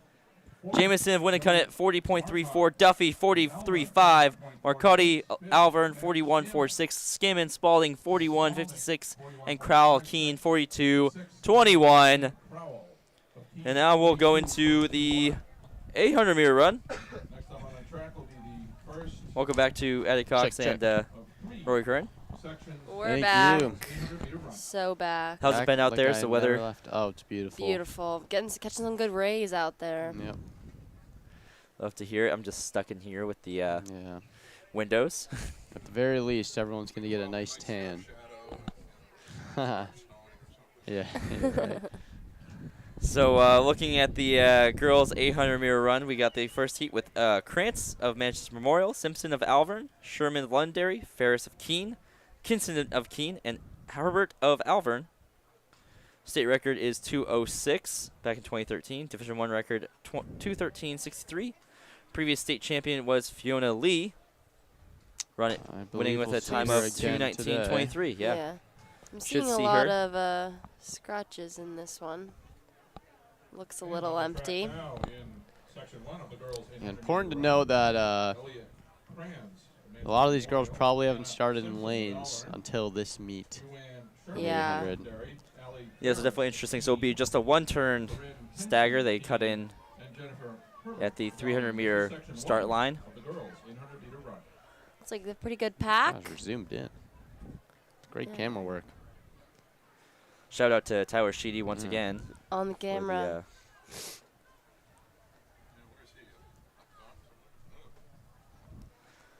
Yeah. Looks Yeah, like a like- good crew, all packed up. They're out pretty honestly, I would say. Like we said yesterday at the Division II championship, that it's pretty common for someone to score from the slow heat in the 800. Yeah, we saw that in both instances, girls and boys. So We'll Yeah, definitely see. seems to be a Bunched up pattern in for these a state four-man championships. race. Yeah, they're going to come through in 77, 76, 77. So, Just above 230 pace. yeah. Late for the dentist. Going back to that joke. Not this again. Holy moly. Had that one yesterday. Yeah, well, these people probably didn't listen to it. They probably weren't Yeah, tuning That's, in. that's Yeah. true. That's true. Gotta So we reuse gotta my material. You gotta re-bring run it it back. back. It's a They're great ba- group here Not for even the really the slightest 8. separation. Yeah, this will be an interesting race. Yeah, it's definitely coming down to the wire here. Oh, Great move. Alvin Looking good. Coming off onto that Ahead. turn. Yeah, but finally seen some separation. Yeah, that looks to be Simpson.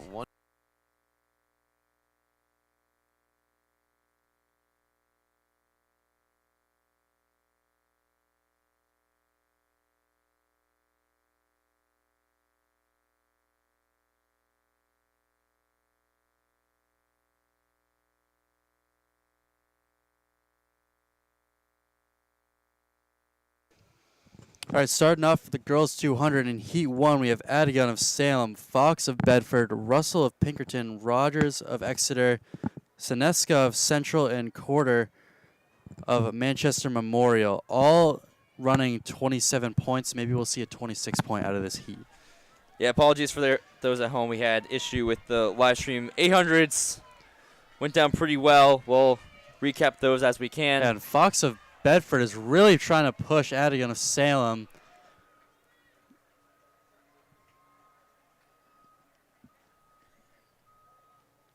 $27.10 for her. So Adigan 27-10 to win that heat. Russell 27-2-8. Fox 27-2-9. Oh, Quarter actually moved ahead of Fox 27-2-8. Wow, so Fox really... Seneska 27-8-6. And Fox was really swimming there at the end in the 200. If she could clean that up, she maybe saves herself a second or maybe even a first place. yeah, so just quickly going to go back to the 800s as those were probably missed on the live stream here. So in the girls, Anik Polin wins the 800 in a time of 2:17.43. Lee close behind, 2:18.64. Gudis 2:19.33. Neveau 2:21.71. Kudalatis 2:24.61 and Raza 2:25.33. Those are your top 6 for the girls 800. We'll also mention the boys in a moment. As we get underway for the girls second heat of the 200. So it's O'Keefe, Ortiz, Roberts, Fry, Ross, Ortiz, Blanco in this second heat of the girls 200.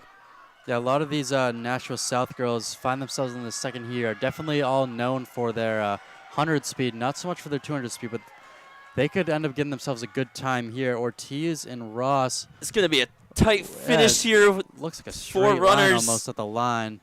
Pretty close. Ortiz is going to take it for Nashua South, 26.35. Roberts, 26.47. Fry, 26.51. Ross, 26.55. O'Keefe, 27.14. Third, Allison Fry, Nashville North, 26.51. Fourth, Soraya Ross, Nashville South, 26. Now we'll move on to the third and final heat 27.14. of the girls 200-meter dash. Be Sipple of Pinkerton in 1, Thomas of Nashville North in 2, Barber of Manchester Central in 3, Jenkins of Portsmouth in 4, Musa of Nashville South in 5, and Thompson of Exeter in 6. Yeah, and we've heard all these girls' names all year. Of course, Harriet Barber, 25.05, puts the state record in somewhat of jeopardy. 24.44. It would be tough because that is the Division I record as well. If she can go under just 25 today, she might set herself up nicely for Meet of Champions, New England's, maybe even Nationals if she chooses to run the 200 there as well. And here we go. We are underway. Yep. So now here, Barber needing to And get Barber's away being from challenged Thomas. by Thomas. Of course, they both ran the Barber in the 400. 400. Janelle Thomas But in it the looks like 300. Barber is going to be pull away. 400 pulling legs. away. Cruising in. 24 is right there. 25.5 is the unofficial time. Barber 25.54 is officially the time for D1 state champion Harriet Barber. Thomas 25.95, Jenkins 26.21, Musa 26.67, Sipple 26.72, and Thompson 27.02.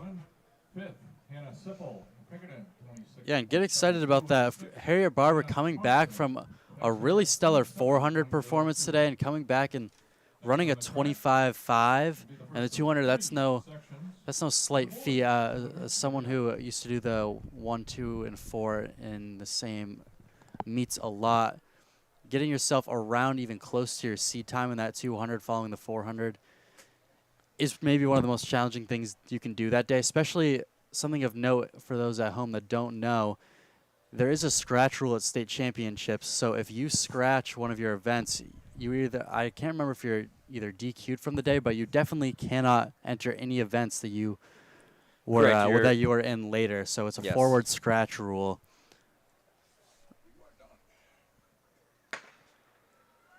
And they are going here for the first heat of the boys 200.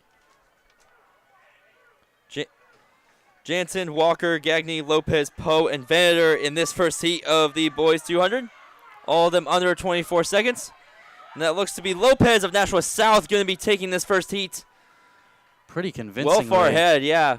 To be 23 low for him. 23.29. And then Walker, 23.85. Jansen, 23.93. Poe, 23.95. Gagne, 23.96. And Vander, 24.02. Quickly before we move on to the next heat of the boys 200, want to mention the results of the boys 8. Redmond will take the win, so he comes off of the 1600 state championship. He wins the 800 in 153.09, which is a new Division I record. Yeah, and he took that pretty easily considering that's a Division I record. He was checking his shoulder a bunch of times. He had about a 15-meter lead as he crossed the line, so that's ultra impressive from him. Maybe we can see him go down to like maybe 150.0 later. Yeah, so then it was Mikulski in second, 156.05. Binda, 156.61 in third. Zumbach, 157.19. DePaul, 159.73 in fifth. And Clayton Johnson in sixth, 2 flat 01. Had a runner yesterday go 2 flat exactly, so you get pretty close to that sub 2 mark. That's as close as you're going to get. So now in this second heat, it will be Russell, Stavely, Powers, Menezes, Sebastian, and Corcoran in this second heat of the 200, and it looks to be Powers getting challenged by Sebastian. It's hard to tell who's there right now. It might have been Sebastian. That one well under 23. Powers 22.6. And 22.74 for Sebastian. Corcoran 23.09. Stavely 23.24. Russell 23.50. And Menezes 23.61.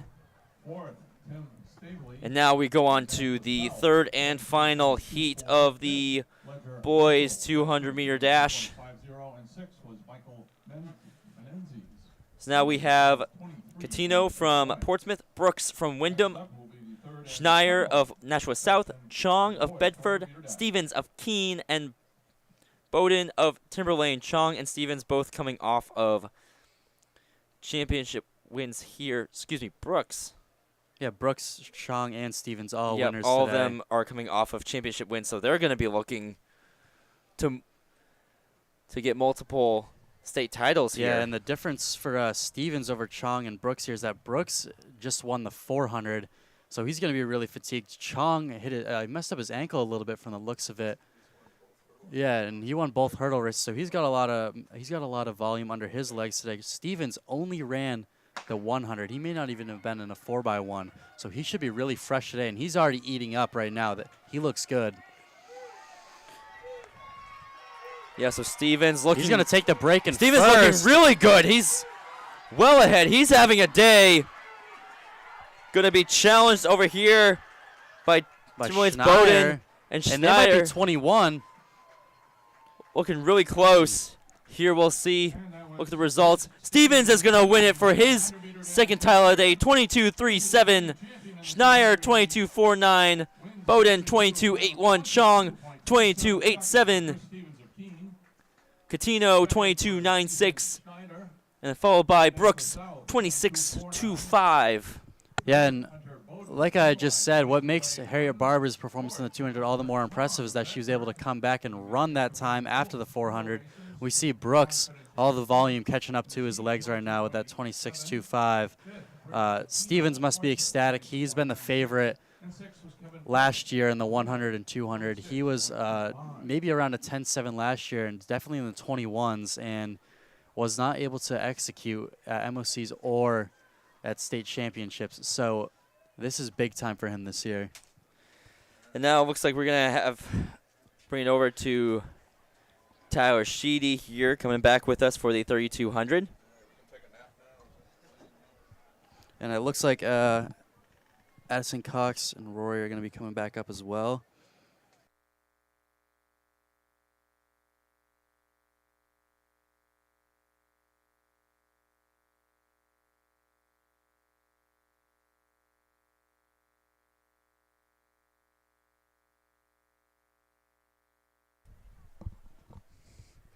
All right, we're going to be welcoming back Rory Curran and Addie Cox with us for the 3,200.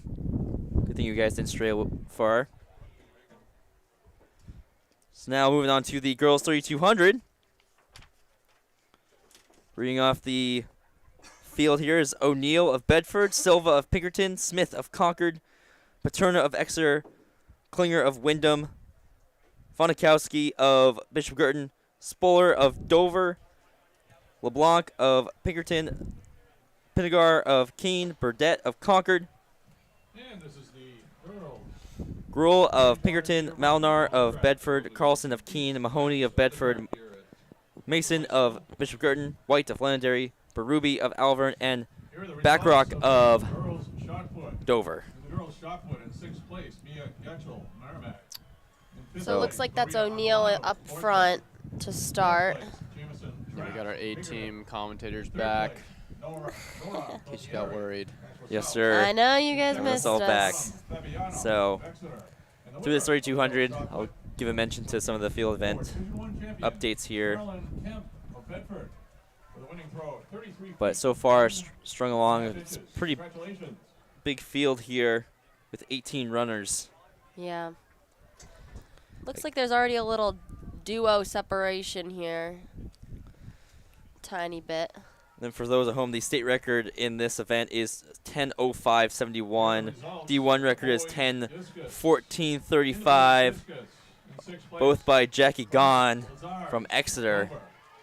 She was a heck of a runner back in 2017-2018. Previous state champion was Contessa Silva, who won in a time of 11:46 last year. So she's in second right now. I'm sure she wants to go back to back. Yep. Back to back. Eliza Mercado. Yeah, she seated. She said actually pretty far back with 11:25. Number one seed is 11:01. So they got some work to do for this division record. Yeah, I mean that one's gonna be up there for a while. I mean Jackie Gahn was just a heck of a runner when I. Still is heck of a runner. Yeah. Yeah, I remember she'd finish meets and would just quickly just hop into a tempo workout right after. So it looks like we're looking at O'Neill, Silva, Shelly Smith. Top three right now. Little separation between the top 2 and 3, but And the winner of the boys javelin, setting a new Division I and New Hampshire state record, Nick Reynolds of Concord. Nick Reynolds, winning throw, state record throw, 205 feet, 10 inches. Right now we're just getting an announcement about Nick Reynolds' state record, just resetting basically that record entire board, as we mentioned earlier. So broke that state record with a throw of 205. Yeah, it was fun to watch. He was just throwing he's throwing the jab into the woods. So Yeah, that was impressive. Yeah, it's kind again, of funny. Sometimes you look at the jab thing, and you're like, oh, I wonder what would happen if someone just throws into the woods. And Well, today we well, found you out. got your answer. yeah, The officials Yeah. had to get It's a in the pain. woods. It looks like a pain, honestly. Yeah, It's they had to get in the kinda woods. doing them a disservice. You've been waiting for that answer for Yeah. all your life, and now you got it. In fourth place. Well, and also, don't you think technically the throw could have been further? If it went into the woods, it probably slowed down the throw. Right. Well, so he had two throws not in the woods, and then his last throws into the woods, but because it was like more to the right, it was actually shorter throw. Oh, interesting. So second throw was his Interesting. state record throw. Still impressive. Very impressive. All right.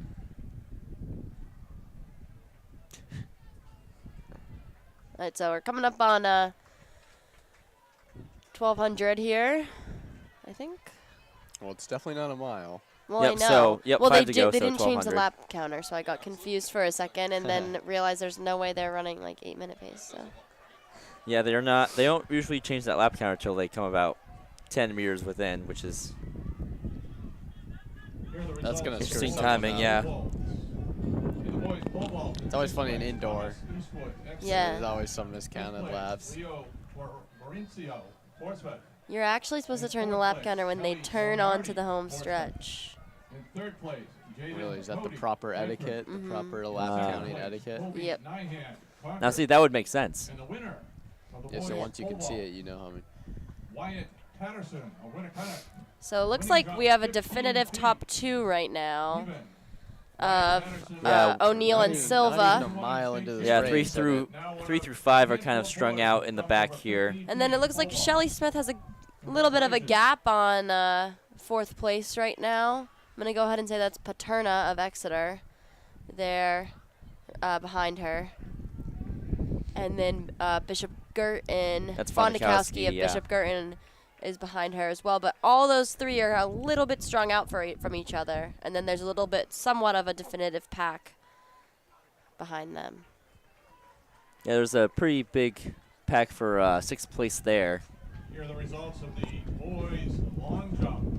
Yeah. Boys long jump in 6th place. So they just hit a mile. They're through in right about 5:30. So they're going to run, Could I see that? In 4th place. if I could guess, right about 11 minutes. In 3rd place. Yeah, that's about what they're on pace for right now. Again, the top time is 11:01:06, so that's about the right time that they're looking at. Yep. Seems honest. Top O'Neill two looks runners relaxed. Are both seniors, and then Yeah, and again, Silva's probably just going to let O'Neill take the pace Paterna here. of Exeter in 4th place is our freshman. Well, there you go. Okay. But again, yeah, Smith's just able to Yeah, she's hold on opened to up that a third solid right now. gap. Yeah. She was a prior winner of this event. Yeah, I believe she won in 2 years ago. 2022. And she was a freshman then. Too. Yeah. How about that? Yeah.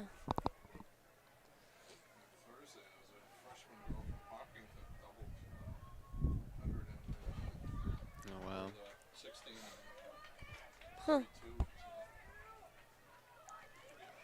It looks to be like a stride of separation. Yeah, between perhaps our top 2. a little. That might Yeah. not mean much, but I mean, O'Neill just looks like she's kind of powering through, locking into the pace. doesn't even really think. Silva About maybe who's is behind showing her. a little bit of struggle. Maybe. Maybe. Maybe. Shelly's looking nice and 1200 to strong go. coming through. Yeah, I feel like O'Neill's opened up her stride a little bit more this past lap, and I'm sure she'll continue to do so. Just slowly but surely increasing that gap. Yep. So she looks good, looks strong.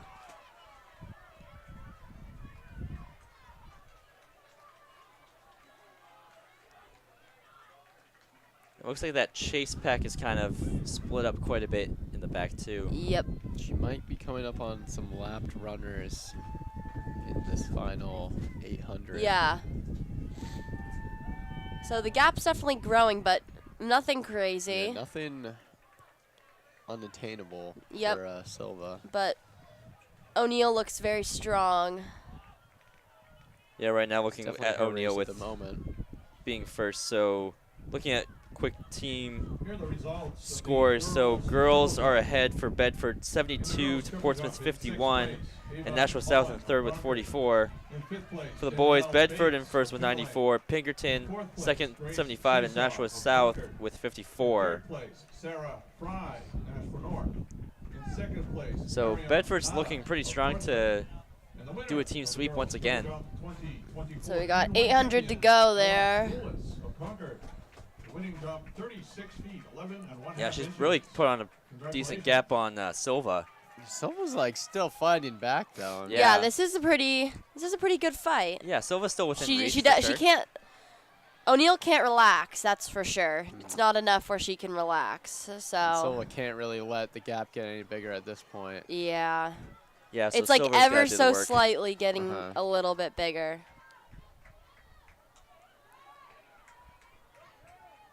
We'll see if Silva has some fight the last lap.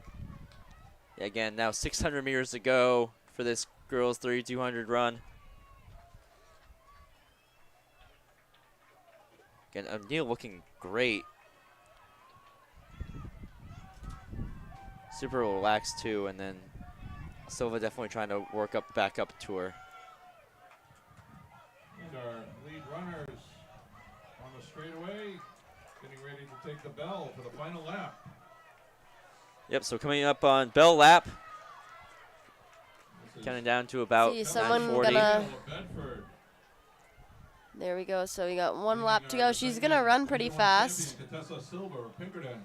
Just Yeah, it'll be a pretty solid time for has the to day. run an 80. A little faster than an 80. She'll break 11 minutes. So Yeah, she was just pretty close to that time. It looks like she's looks like gonna she's do opening it that. up. Yeah. Yeah, so Silva also is, but just O'Neill is just opening up much more. Yeah. So this The this could longest be a stride. good PR for her. That's exciting I'm stuff. sure she's aware of this potential PR. Yeah, no, she's looking really good on that Yeah, back but how straightaway. about that? Gun to tape. This is O'Neill's race. Yeah, I appreciate that. She's confident and just decided that she's gonna run her race, set the pace, and whoever can hang with her can hang with her. Yeah. And you have Smith coming down on the back straight as the third runner. I believe there's still a fight between Fonikowski and next year's Paterna here for fourth and fifth. And then looks to be in sixth. It's gonna be tight here Looks like that might be LeBlanc of to get that Pinkerton sub to be 11. in sixth. I think she's gonna get it. Yeah, she'll be able to get it. Ooh, It's gonna be close. Get 57, it! 58. There we Yes. go. Good for her. 10:59. Silva will be Unofficially- low 11 as well. It's good performance. Yeah, Solo 10:58.97. Silva 11:04.98. Coming down, we have Smith coming down the straightaway for third. To rely on the scoreboard here down on the field for these results. So Smith 11:23.05. Kelsey O'Neill took a time under 11 minutes. Second was Contessa Silver of Pinkerton. And it looks like it's going to be Paterno who's going to get fourth, 11 being out Fonikowski. minutes, 4 What a minutes, race. 8 seconds. So great race for fourth. Paterno 11:43.7. Fonikowski 11:41.53. Third was Shelley Smith of Concord. 11 minutes, 23.05. Looks like Gruel was 11:45.38. Mahoney 11:52.13. Pingar 11:50. Klinger 11:58.33. Alexis Paterna's time, 11 minutes, 40 seconds. And Pingar 11:55 for 6th and 8th. LeBlanc in 10th, 12-13. Burdette 12-17, and Maynard about 12-19. So that does it for the girls 3200. Yeah, solid performances. I'm excited to see what the guys are going to do. Yeah. It's the last stop for the Redmond Triple Crown. Yeah, what do you think? It's been done before. I think he can do it. Yeah, if anybody's going to do it, it'd be Redmond at this point with incredible wins in the 1600 and then the 800. Yeah, I mean. He does have Giardina. Some fast times. Yeah, Giardina's going to definitely give him run for his money here in the yeah, Giardina has a 9:04 seat time coming in. Yeah, that's going to definitely make it tough. I would guess, I think Giardina's fresh, so I would go ahead and say he's going to make this quick. Yeah, and Redmond already has the 16 and the 800 in his legs, so he's definitely going to be feeling those. You have Kristen Kraft also coming in, starts coming back too. This is the boys 3,200 meter run. You have both Burns from Nashville South in here too, so a lot of guys not fresh for the 32. Here we are, sort of 3,200 meter underway. Runners, though.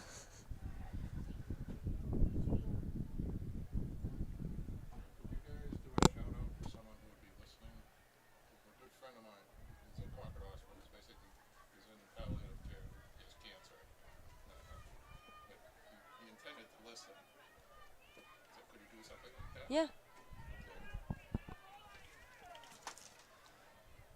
Going in for the boys 32. Giardina is just cruising at the front, just taking up a lead.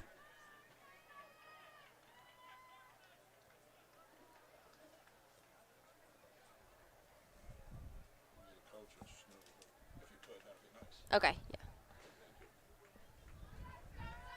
Yeah. So looks like Giardina is just gonna go Just ahead and going try to for it. run his race here. I think that's the smart thing to do in his position. I mean, he's He's very talented. I mean, he's out. he's about fast. 24 seconds ahead of Redmond on the sheet. So He's sub 430 pace. Here are the results And of the boys shot put. I mean, In the boys shot put in 6th place. Why not go sub Alexander 9? Gudzinskis Huh? of Bedford. why not go sub 9? 5th place. Yeah, Jordan go for Pickett it. What's stopping you? it'd be impressive for him to do it on his own here. Yeah. of Spalding. I mean, it's a nice day, good conditions 3rd for place, it. Noah Pasterzek. Why not? Yep, and I mean, In 2nd place, state champion Darius as a Smith. junior. I mean, he's got another year left after And the this winner too. So of the boys shot put, Yeah. 2024 I have a feeling if Redmond Division I doesn't, champion, Eliza Mercado from Nashville South.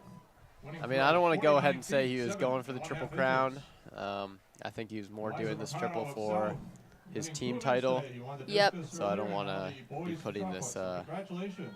false narrative that he yeah, I mean, is. Giardina is a tough runner. So it might be at this point, it might be a race for second with how things are playing out. Yeah, but I then mean, again, he's out in 2:16. It's pretty quick. A little bit We'll say I've slower on seen- the Yeah, second definitely a little lap, bit but slower, but doesn't look like he's letting up. So we're on low 9-minute pace Here are the results at the moment. of the girls' discus. In the girls' discus, in 6th place, Nkechi Wambu, Londonderry. In 5th place, Nora Gautieri, Nashville South. so In it 4th looks place, like Troya Milok. his fast pace here is In 3rd sort of place, somewhat Chloe strung out the Cruz, field. Nashville South. Still pretty In bunched 2nd up, place, but Jamison Trask. Dante Castellano there's a little is bit of carnage. Of the girls' leading discus, the chase pack. 2024 Division I champion, Maria Acalano. yep, so he's of up front. Portsmouth. Looks like Winning Sturts throw, is in second with 113 feet, 5 both inches. Congratulations. Redmond right on them as well. But this is fast paced for everyone. I mean, you can just see it in their stride. They're Yeah, definitely. it looks to be about moving. where they're at on the sheet. Really. like- What is? Can I see? Yeah, it's about 9:04 for 9:04. Giardina. Everyone else is about like 9:20s, Yeah, I guess 9:30s. So.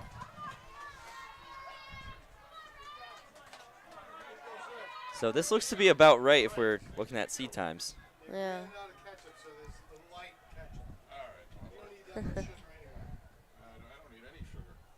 True that. Yeah, no changes in the field really so far. So.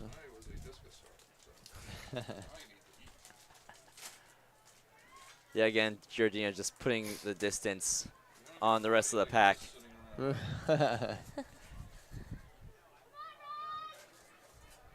Yeah, And so Giordino's Lee's just letting it getting- rip for sure. Yep, Sturts, Redmond, and Castellano still at the front. Those are really the He's- three kind of leading that chase pack. Slow down a tad, lap by lap. Yep, again, it's definitely But- tough to run the 3200 Yeah. on your own, Also in especially this if you're heat, trying to run I fast. mean- Yeah. No, heat definitely doesn't help. This is Down by the turf, it is. more better hot. better heat for sprinters, but for distance, definitely tough. Slowed down to 9:18 pace. Yeah.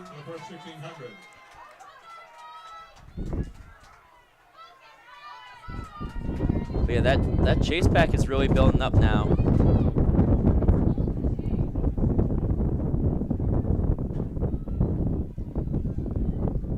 Feeling as the pace slows down, it might fall into Redmond's favor more to secure Exactly. second Yep. place I'm finish. thinking the same thing. Yeah, because at this point, if it's But they're slow striking pacing, out just too, kind more. of I mean, chill, relax. He's got 2 events under him already, so. Yeah,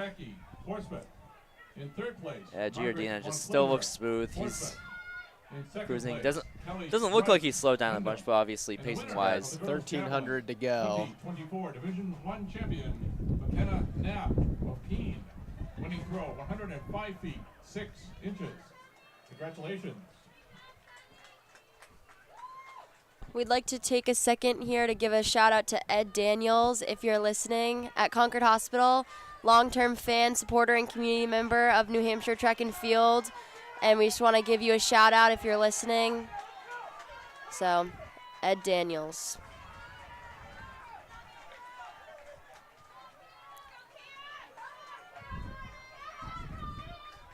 So, Giordino looks like he's got almost a 100-meter lead here. Yeah, coming up Coming on up about on 100. A K to go.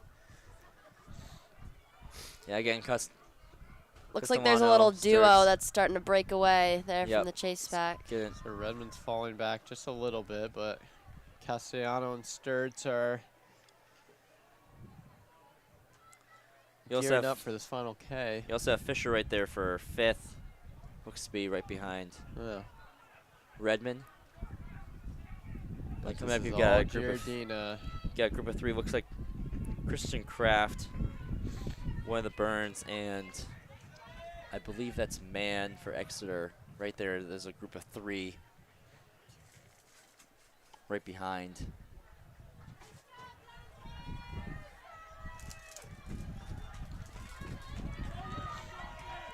It's a good little battle going on here. Yeah. Yeah, definitely can see. I think Redmond's definitely I think he's a little up. tired. Yeah, I mean, he ran 153. He ran a Division 1 record. I mean, Yeah, running who would be- 153 and then probably about 419. 15 minutes later turning around and trying to run a 32. yeah, definitely That's gonna be. Yeah, definitely a an tough interesting turnaround. change of gears. He'll Yeah. probably sleep pretty good He's- tonight. I Yeah. He's probably feeling like he's jogging at this point.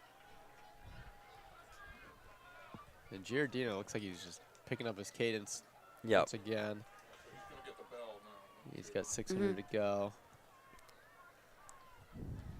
Yeah, again, quite. Most definitely now built up to the 100-meter lead. Where'd that paper go?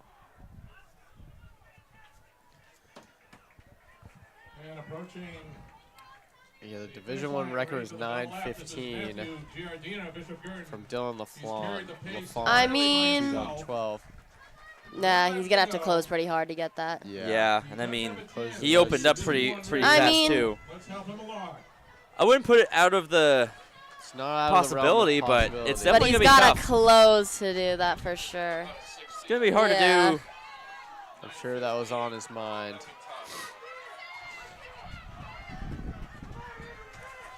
I mean, he's definitely closing hard. Gonna be close. But Yeah. Not sure. He's definitely closing pretty well for the pace that he set for himself. Yeah, let's see. And it's going to be a battle for second. This will be the race to watch. Right behind Yeah, Giordina. Castellano. will Yeah, be that's a good battle right Castellano there. and Sturts. It's They're neck and neck down the back well, stretch one of right them's now. fresh, one of them's not. So, wondering if the fresh legs will kick in a little bit more for Giordina has 100 Castellano. meters to go. I don't know if yeah, he's he's- get it. But it's gonna I love be how he's looking back. He's yeah. nobody's there. Just roll it in. 920, 921. Got nobody to worry about. It's all been your race from the start. Sturts and Castellano. Looks like Sturts Yeah, is gonna Sturts pull away. already have a race under him. Wow, there we go. Good What a kick. finishes by these two. Yeah, so 9:23, 9:24, 9:22, 77. Redmond with a solid He's finish back-to-back here to come state up champion. with fourth. Sturts 9:31.87. Great job for Redmond coming back with that 153. 9:34.45 for Castellano. Redmond 9:41.11. Christensen Kraft 9:41.66. Fisher 9:42. Byrne 9:46. Byrne 9:49. And again, Giordina is your back-to-back state champion for Division I with 9:22.77. He won last year with a 9:24.11. Just looking back, state record was 8:44.79. Division I record is 9:15.63. So we're gonna turn the mic over one last time. For those 4x4s. Yeah, this is it for both of you. Yep. Yep. It was a pleasure. So it was a pleasure. We'll be Work back with you both. maybe Next time. Perhaps next Sunday. later. That is Rory Curran and Addie Cox coming to you for the 1600, 800, and 3200 runs today. Thank you both. And now we move on to our final event of the day. The girls and boys 4x400 meter relay. As I say, no better way to end the day on the track. And we'll also obviously cover the field event scores that we have before we sign off for the day. We'll also be bringing back Ty Doro with me to cover the 4x4.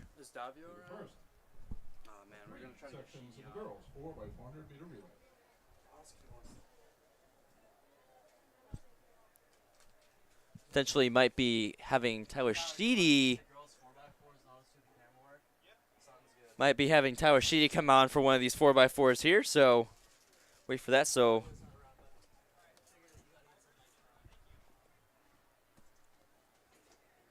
girls 4x4 state record is 3:53.87, set by Bishop Gurdon. They also set the record in D1 record in 2011, which is interesting because the Division I record is said to be 3:58.30.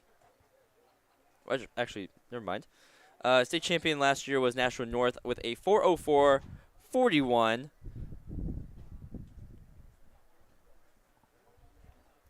You got Tyler Shee with me now for the girls 4x4. An event Up I there. know so much about. Well, you've run a couple. You had to replace me at the. I have 2020. replaced you in a 4x4 before. Yes. That's true.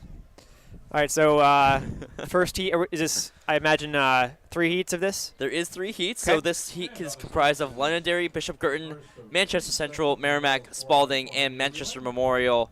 Manchester Central seated at 426.11. All right. So it seems like Gurton's out pretty well to start out with. Maybe Central in second, but it's hard to tell at the moment. You have 3 teams seated at 426. You have Bishop Gurton, Manchester Central, and Merrimack all seated at 426. Yeah, it always depends. Oh, it looks like a big move from Central right here to kind of turn things on at the 200. It always depends on who's run what events, and those are just seat times coming into it. Yeah, we had interesting differences in the way the staggers are set up. So this time we'll have a 3-turn stagger for the 4x4. So yesterday we actually didn't have any stagger at all. We only had a 2-turn stagger. They cut in at this handoff, but here Yep. we'll have them cut in at about the 300-meter mark. And I'm curious to see, I imagine that Harriet Barber is on the anchor leg for Central. Yeah, I But- wouldn't be surprised if she were, yeah. Be kind of stupid to not put her on the anchor leg. Well, yes. I would agree, especially when she just ran the 56 for the state champion. All right, is it Salem? Or what team is it in here? Merrimack. Merrimack moving up is now. in here, yeah. Merrimack with a big So- move right before the 200. Yeah, with Bishop And Girton, then- it looks to be it's also Memorial right in third. Yep. With Central behind them. So yeah, big So move those by are your 4 Merrimack teams. here. Actually, that may be Londonderry. Nope, that is Memorial up in third, and Londonderry Yeah. and Spalding in 5th and 6th for this heat. Yeah, big Memorial finish making by foot. Merrimack here. And Memorial's trying to get into second. Yep. Memorial will move ahead of Bishop Girton to second. Splitting it at about 208, 209, 210. So they're ahead of pace right now. See what anchors they have. And of course, third legs as well. Looks like Girton's trying to get up there now, making a strong move to start out her leg. Yeah, great move for Bishop Girton up front. Such a fun Great. event. Like, it keeps fluctuating so much because you don't know who's on what leg and how they're going to play it out. But it looks like Merrimack's trying Yeah, to you hold always her off just have now. different strategies when it comes down to it. Never know who's going to be in what spot. But Bishop Girton moving themselves up there towards Salem. You mean Merrimack? Yeah, excuse me, Merrimack. Sorry, it's been too many blue jerseys. I can't keep track. So Merrimack up front, Bishop Girton in second. Yeah, so Girton went out strong, but Merrimack responded to the move and held her off and is now pulling away. Manchester Central getting themselves back into the mix. Yep. And right I do behind see Harriet Barber Memorial. up there, so we'll see if she can mow any of them down. Well, she should be able to get herself at least in the second. Oh, it was, Might be- it was a terrible handoff there. I think both of them fell. There's some. Yeah, I wasn't sure what. I think they probably crashed into each other, and then and neither of them got the baton. Really interesting. But either way, Girton got out of that at least less hurt than Merrimack did. See if there's any DQs coming from that. Yeah, See the so. officials talking right now. Yeah, surprised. I figured Barber would be right out the gate. Is just- that Barber? Yeah, Well, it it is. looks to be Yeah, Barber, Yeah, it is yeah. Barber, yeah. Figured should be like Yeah, right she's out the moving gate, up now, but yeah. now moving into third. Yeah. But Girton looks like they're pretty strong out in front. They should definitely beat their seed time, which is impressive after a long day of events. Yeah, they're seated 426.70. Yeah, we're at 410 right now. Still try to get under 420 here. It's definitely 15. cutting it close. 15. Yeah. Yeah, they'll get that At there. 419. And Barber trying to fight for second place in the heat. And she's Yep, going to she'll get move there. Great move up So to I wonder get what the second. split was in that. So, waiting for the official result here. Again, 419.42 is the 4-4. unofficial. 4-4 is the official. Manchester Central 425.42. Got And Merrimack 425.95. And then Manchester Memorial 428.71. And then Londonderry 435.74. And Spalding with a 443.53. And now we'll move on to the second heat of 3. This one has Alvern in lane 1, Timberlane in 2, Pinkerton in 3, Nashua South in 4, Dover in 5, and Keene in 6. You actually have 2 graduates of Dover here on the screen right now. Yes, that's true. So we So all know I Lane have- 5 is going to win this race. Right, yeah. No bias. None whatsoever. I was gonna say we'll have a silent bias up here, but never mind. We're just gonna go for it here. But yeah, so Pinkerton comes in with the top seed in this heat with a 4:11.67. They were just missed the fast heat, as Concord goes in with a 4:11.58. So Pinkerton will be definitely a team to watch here. They could cause some ruckus here for the top 6. of Yeah. scoring. I'm surprised they're not in the fast because usually I feel like Pinkerton has some great relays. I mean, Yeah, not, well, not that this isn't great, Again, but they just missed it by yeah. by barely a tenth of a second. So All right, so their guns up and they're off. And in section 2 of the girls 4x400. So let's Here we see are. who makes up the stagger first. National South, Dover, and I Keene. think Pinkerton is maybe a little bit, but it seems pretty even thus far. I don't want Dover to call moving it. up Yeah, I don't well. want to call it, but Dover does look pretty good. yeah, moving up in the stagger already. Yeah, I'd say Dover, South, and Pinkerton. And then maybe Alvern too. Or Timberlane, sorry. You also have Keene in there on the outside lane. Yeah. Moving in. So, just right now, update on the team scores. We have Bedford for both girls and boys. You hear the Portsmouth girls could get second in this meet. But stay tuned, folks. All right, Pinkerton now is going to look like they're going to be moving to the front with the stagger. Yeah, so it looks like Pinkerton and Dover are right up front here Yep. for 1 and 2. Not too far behind. Looks to be South. Yep, South's making up that stagger now, actually. And Pinkerton still in front. Stay in their lanes for the entire And then Keene also getting themselves back in the mix right Yeah. ahead of Timberlane. 100 meters. Now they're reaching the back stretch, and they'll be able to So we'll see if South can close that gap and make a move up. And South looks really strong, actually, right here. Yeah, they're actually even going to make a move past Pinkerton Yeah, here. before the turn, too, which is big. So we'll see if she can hold it. You never know how much she put into that first 200 because it's still only halfway. We got a nice pack forming for third as well with Dover, Timberlane, and Keene.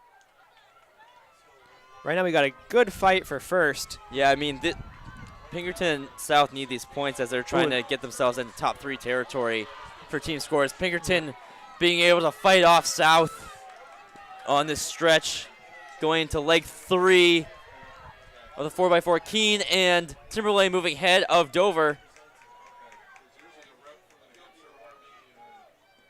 So now Pinkerton looks pretty strong at the initial point of this leg. Got about 5 meters onto South. Yeah, Pinkerton looking pretty good here. We'll see how much more they can kind of gap National South. You also have to wonder, you know, for each leg, is it going to be a distance runner or a sprinter or a 400-meter specialist Yeah, on there? And that will change the strategy that you have That's going into really it. the excitement of this 4x4 is just you never know who is on Mm-hmm. this team. Is a distance runner, sprinter.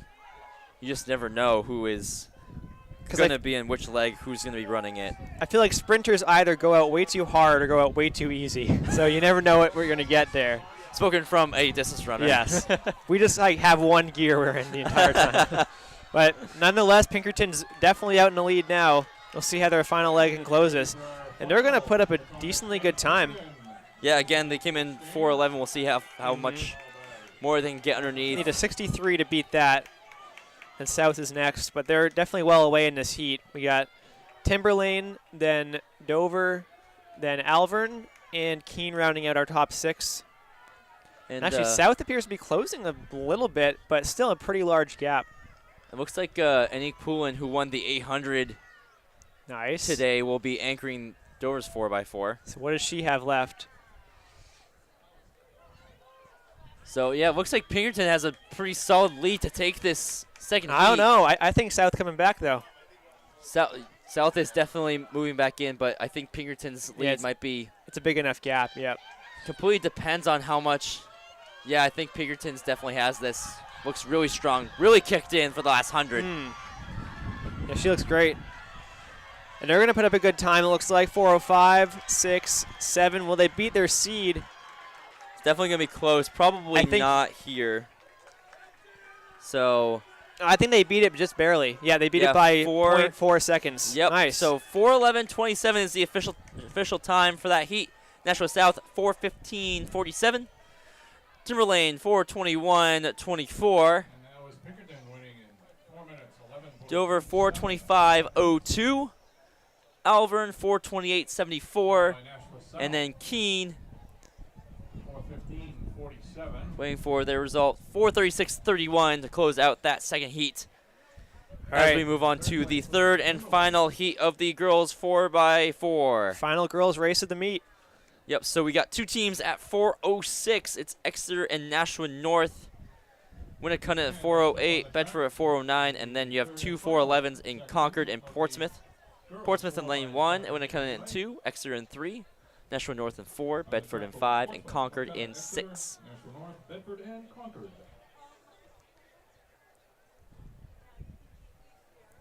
So this is going to be if things go according to how they're on paper, be a really good battle between North and Exeter.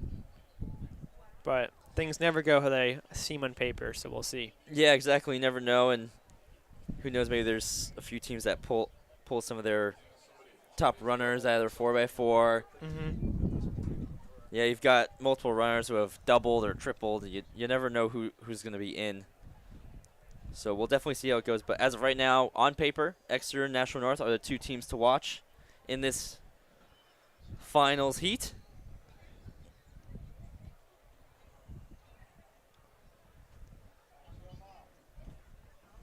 We're going to get set underway.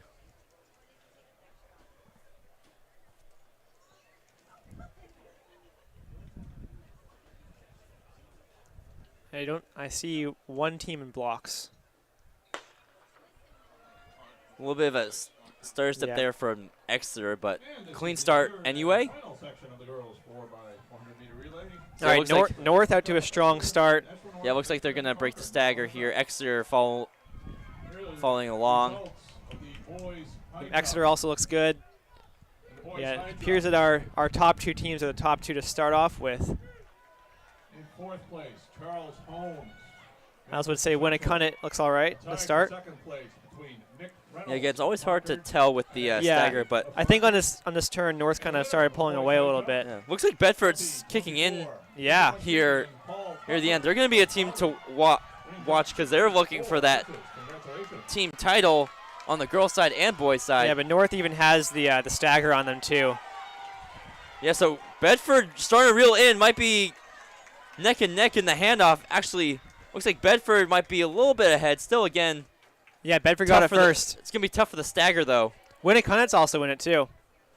So They those ca- are your they top kinda came up on 3 that straight is away. Bedford, North, and Winnicott with Exeter following suit by Concord. Actually, no, that's Portsmouth. Excuse yeah, me. Portsmouth. Yeah. On Yeah, the home- Portsmouth is getting themselves back in. on their home turf. All right, so yeah, we got North now trying to extend a little bit of a lead, but Winnicott looks pretty good coming up on Bedford, with Portsmouth actually looking really strong. But things are tightening up now. Yeah, looks around like this corner. Winnicott's going to look to make a move on Bedford here. 2024 Division 1 champion. Coming See around who's off the saving anything curve. for this final straightaway. Yeah, looks like they're going to use the curve, You haven't closed the door, get around. but still it's North in front. Yep, you also got Portsmouth chasing down Bedford as well as Concord. Concord's making Wow. a great move Nice. on the stretch. Making a move to 4th. All right, but North and Winnicott, Bedford and Concord will cut in 4th. Yeah, so North and Winnicott moving way far up. And Exeter seems to be a little bit behind, but they're actually clawing back some distance here, as And North is definitely out in front. It's a battle for 3rd between Bedford and Concord right now. They're stride for stride. Portsmouth girls are in second place with 59. Concord girls are in 3rd with 53. Yeah, so we Team-wise, that's the key. Bedford. Yeah, so just getting word that Concord and Portsmouth are in a really heated battle 6 for points for points. for 2nd and 3rd, and right now this 4x4 is really gonna put a nail in the coffin for potentially either team. Yeah, but depending North's any- now pulling away, and they got Janelle Thomas in their anchor. Yeah, So and I'm gonna Portsmouth moving the 2nd Wow. in this handoff. Great move there. Now they're in 2nd, Mhm. so Yeah. So And under 60 in the 400. we have a lot of good anchors in this this event. Yeah. So yeah, Thomas, then Jenkins, and I think it's Kudalias is the anchor for. yeah, so So distance runner coming down couple to of do this. couple of runners who've doubled already. And they're closing on Thomas, but Thomas is definitely going to have something left because Yeah. she's one of the best runners in the state in this event, or at least around this event. Yeah, she's definitely got the legs for it. Yeah, she's cruising down. She's got the lead. So North was going to take this win here. Yeah. Winnicott. We'll see. Yeah, we got a good battle for second. Yeah, it's going to Distance come runner down. versus sprinter, and sprinter's going to take it, looks like. Yeah, Jenkins. Going to secure second Bring it place down. overall for Portsmouth. Depending on some of the other field events that score, Yeah, but Portsmouth gets it. So 4:01.74 for Nashua North. Portsmouth 4:05.19. Perfect time, National North, 401.74 to win Section 3 of the girls. Again, that's about 3 seconds away off the D1 record. Winnicott at 4:05.84. Bedford 4:08.15. Concord 4:08.65. Exeter 4:09.36. And that will do it for the girls 4x4. And then we're going to bring Ty Doro back for the boys 4x4 100-meter relay. State record in this event is 3:23.17. D1 record 3:23.92. Both were set by Pinkerton in 2017. State champ last year was also Pinkerton. They won with a time of 3:27.44. So they're looking to give Bedford a run for the team title. We'll look to see how close they are here. I mean, Bedford pretty far ahead with 98 points to Pinkerton's 77, and it looks like we'll have most of the field events scored before we That's a get good off the air. change. Yeah, we were. They've been keeping us on the edge of our Yeah, seats the past couple nights. Yeah, D3 we stayed up we stayed on pretty long for that. We cut off for D2 as we weren't sure how long that would take, but today it looks like we'll be able to stay on and give those results. So first heat of the boys 4x4, we'll have Londonderry, Manchester Memorial, Spalding, Timberlane, Bishop Girton, and Wyndham. And in Section 1 of the boys, 4x4. Fastest seat here is 3:41 for Spalding. Londonderry, Manchester Memorial, Spalding, Timberlane, Bishop Girton, and Wyndham. I'm looks liking like, what I'm seeing. yeah, That's gotta Timberlane be way Timberlane. way far ahead right now. Was not expecting that. They're in lane 4, so they're at a slight disadvantage to Girton and Wyndham, who are in 5 and 6. But they're really powering through. This could be a good split time out of the first leg of Heat 1 for the boys. So yeah, Timberlane coming up with pretty good split to start out. Probably 52, 53. That's going to be Yeah, about 52. a 52. 52 high, 53 low. Yeah, New Hampshire, you take that as a first split for sure. Stay in their lanes for the first 100 meters. It's now coming up to the cut-in zone. Towards the inside of the track. But Spalding is moving back up pretty quick to catch Timberlane. Yeah, and I think that's a Londonderry. That might be Londonderry in black. Who's?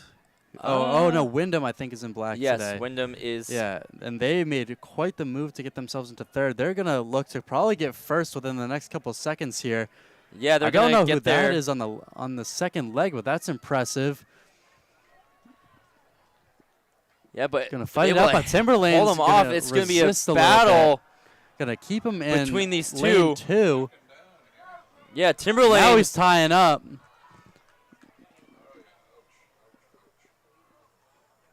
So Timberlane will still have the lead, 150 through 2 legs. And Timberlane making the first pass. The second baton exchange. Timberlane was tied for the highest seat time of 3:41. Or Section 2, rather, of the boys 4x400 meter relay. So it's Timberlane, then Wyndham,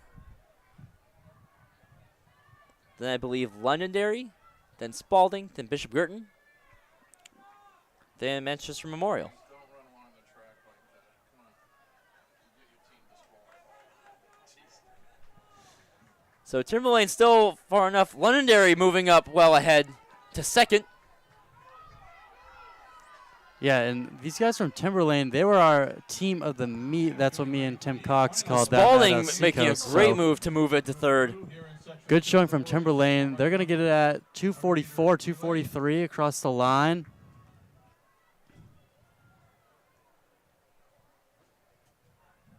Now Timberlane going to the final leg have a pretty strong lead in this first heat. But that's got to be Spalding making big moves past Londonderry on this backstretch. That their anchor is moving. Yeah, he's getting He's got to himself make into sure he gets second. himself Yeah. into lane 1. Timberlane looks good, but if he ends up tying up, oh no! Now Londonderry's going to push back. Spalding's back actually and going to forth tie action. up. Coming down the final straightaway, about 100 meters to go. Yeah, and Timberlane looks really smooth here. Clock says 327. They're definitely going to see themselves under 340. If that's 335?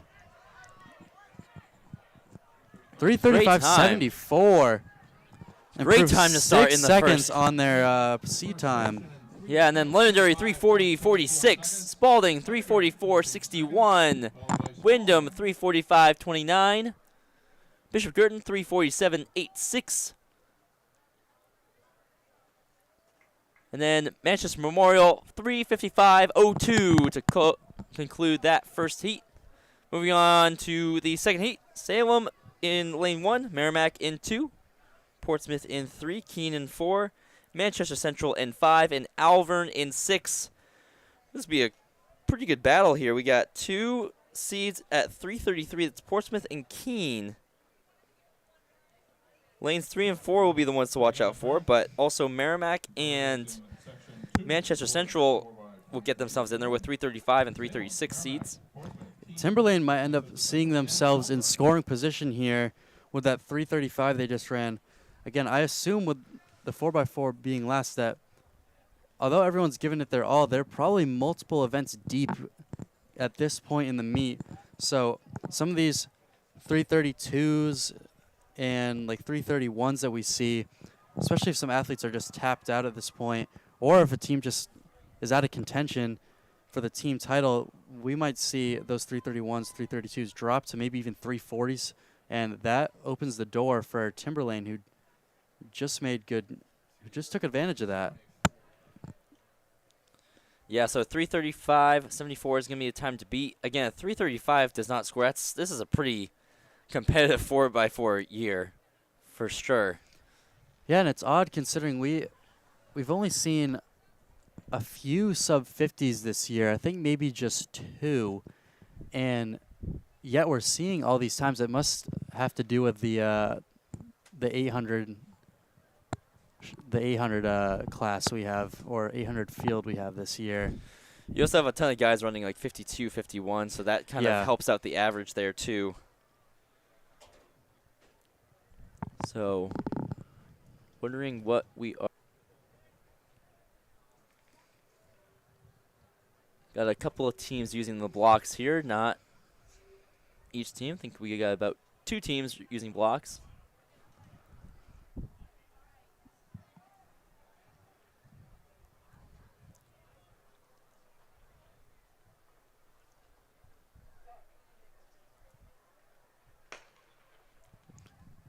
And actually, that looks like Chris Stevens, who's had himself a day.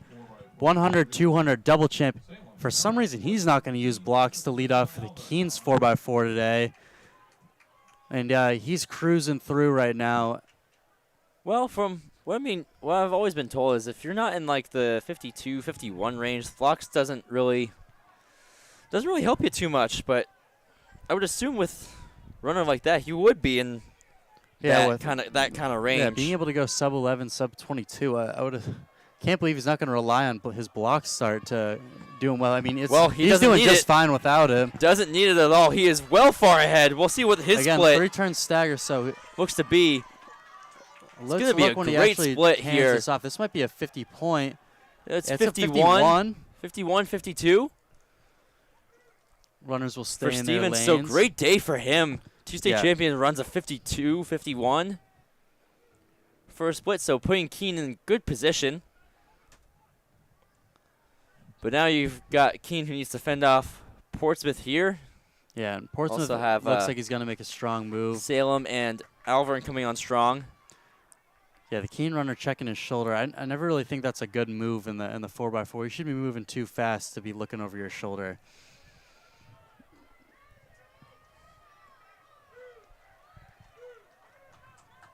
Yeah, so Portsmouth able to get ahead for first. Keene not too far in second. Alvern moving ahead for third.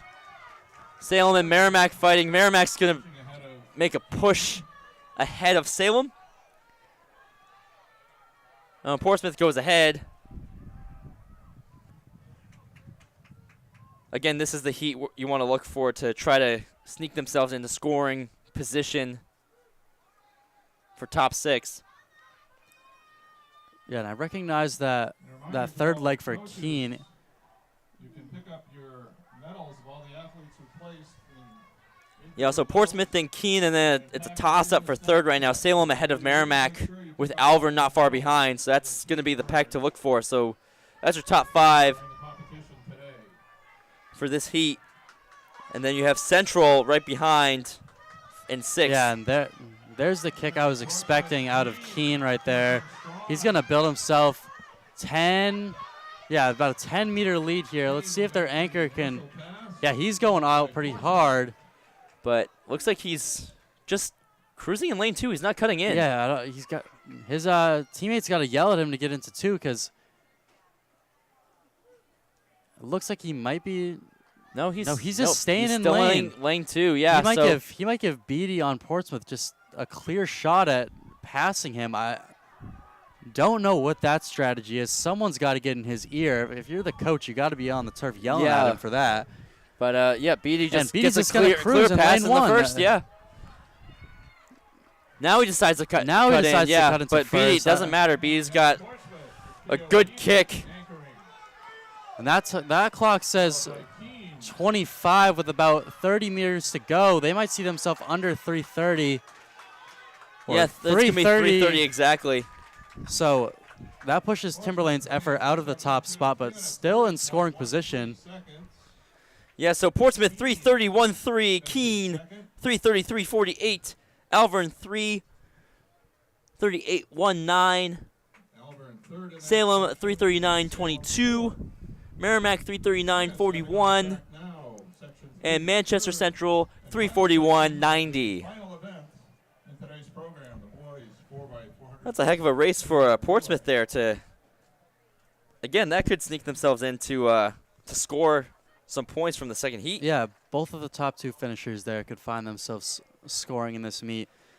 But now we move on to the third and final heat where we have Bedford coming in as the number 1 seed with a 3:24.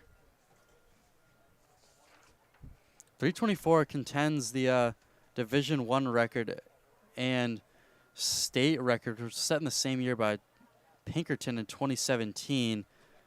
I imagine that Bedford is pretty gassed at this point, but they do have some depth on their team. I'm assuming that squad consisted of at least Chong, Beckering, and Redmond. We'll have to keep an eye out for any familiar faces on the track. Yeah, especially for them. But again, that Pinkerton squad was a really good depth squad for the 400. They have a lot of good guys. And they, of course, had Woodman, who is the state record holder and Division 1 record holder. Yep. And the 400. So in this heat, we have Exeter, Pinkerton, Bedford, Winnacunnet, Nashua South, and Nashua North.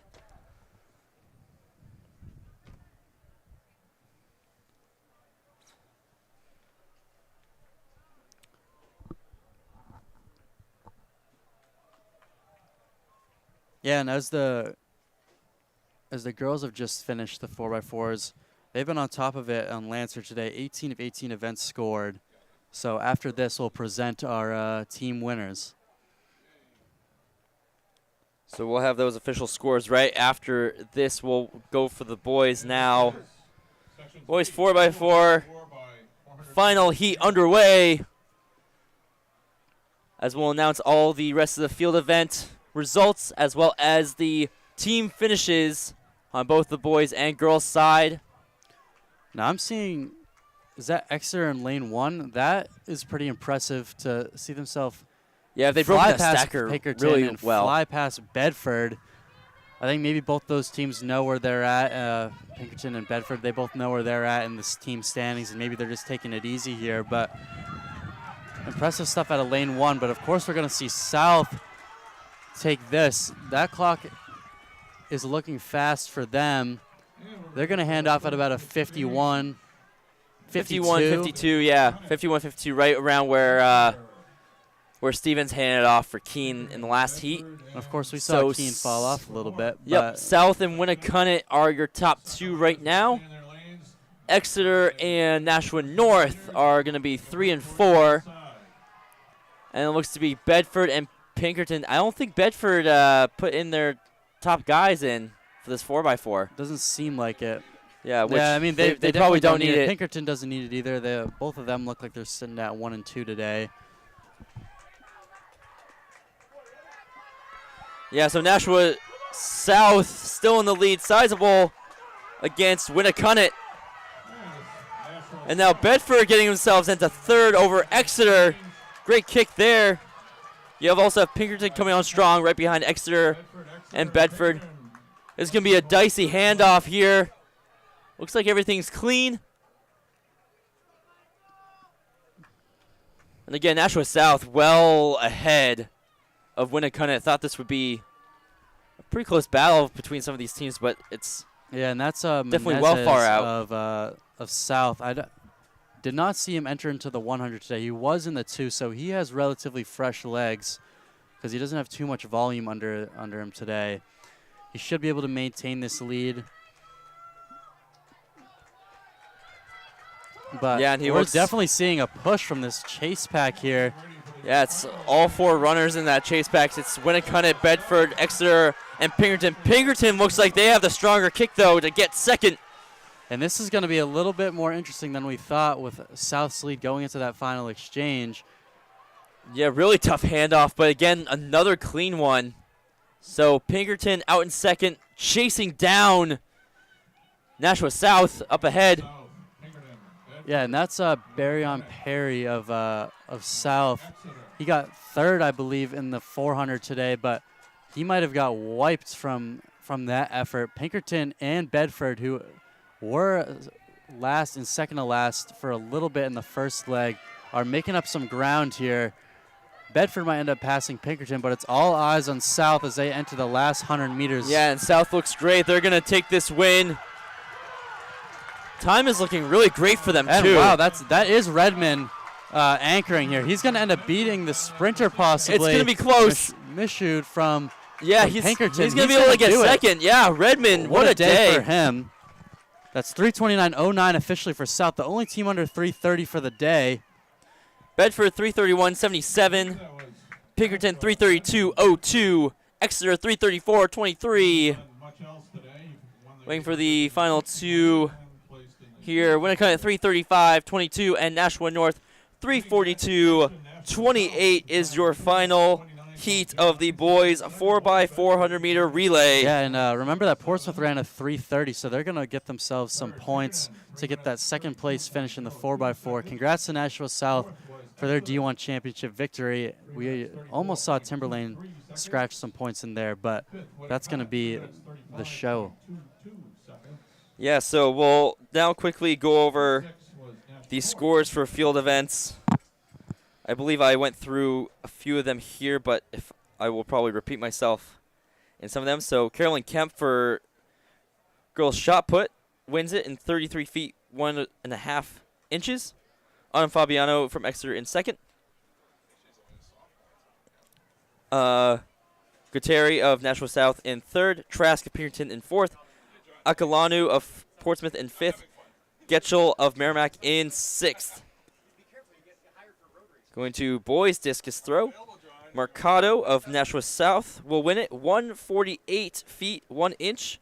Darius Smith of Nashua North in 2nd. Gomez of Bedford in 3rd. Boudreau of Alvern in 4th. Pakowski of Pinkerton in 5th.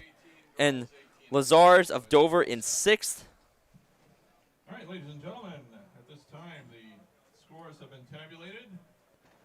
We'll be presenting the trophies and awards to the team winners. First off, I'd like to thank Portsmouth High School Athletic Director. So go to javelin throw. We have Reynolds again with that 205 win, resetting those records. Girls high jump, I believe I have covered. And all the helpers. Thank you, everyone from Portsmouth. Boys pole vault, we had Wyatt Present Patterson, awards for the over 15 girl feet. teams. Will win it for Winnicott. Nyan for Concord in second. Cody of Bedford in third. Moriarty in Principal at Exeter High from School, Portsmouth in fourth. of the NHIAA. Garcino of Portsmouth in fifth. And Eastwood Dave Rosa of the NHIAA. Exeter in sixth. In the girls' team scores. In fifth place. So I believe they are announcing team scores right now. Fourth place, Nashua North. So we'll actually announce those here on the live stream Place, Concord, before we 5 points. close out here. So The runners-up. the girls, 7 points. Portsmouth High School. we have Concord in third with 65 points. Portsmouth just ahead with 67 points. And Bedford winning with 106 points for the girls' side. Trophy from Mr. Monahan. And then for the boys, in third place, we have Nashua South with 71 points. Pinkerton second, 81 points. And then Bedford, they complete the team sweep with 104 points for Bedford on both the boys and girls side. So impressive performances for Bedford today as they complete the team sweep on both ends. So that's going to do it for today's live stream and today's 2024 D1 State Championships. This was New Hampshire Trackandfield.com, powered by Runners Alley Meet Hub, sponsored by 106 points. Tim's Truck Capital. Thanks for joining us. I'm Ryan Moore here with Ty Doro for a day. So we're going to sign off here. Thank you for joining us. So long from Portsmouth High. Thank you again to our volunteers and the refs and our staff. And have a great rest of your day. So long from here.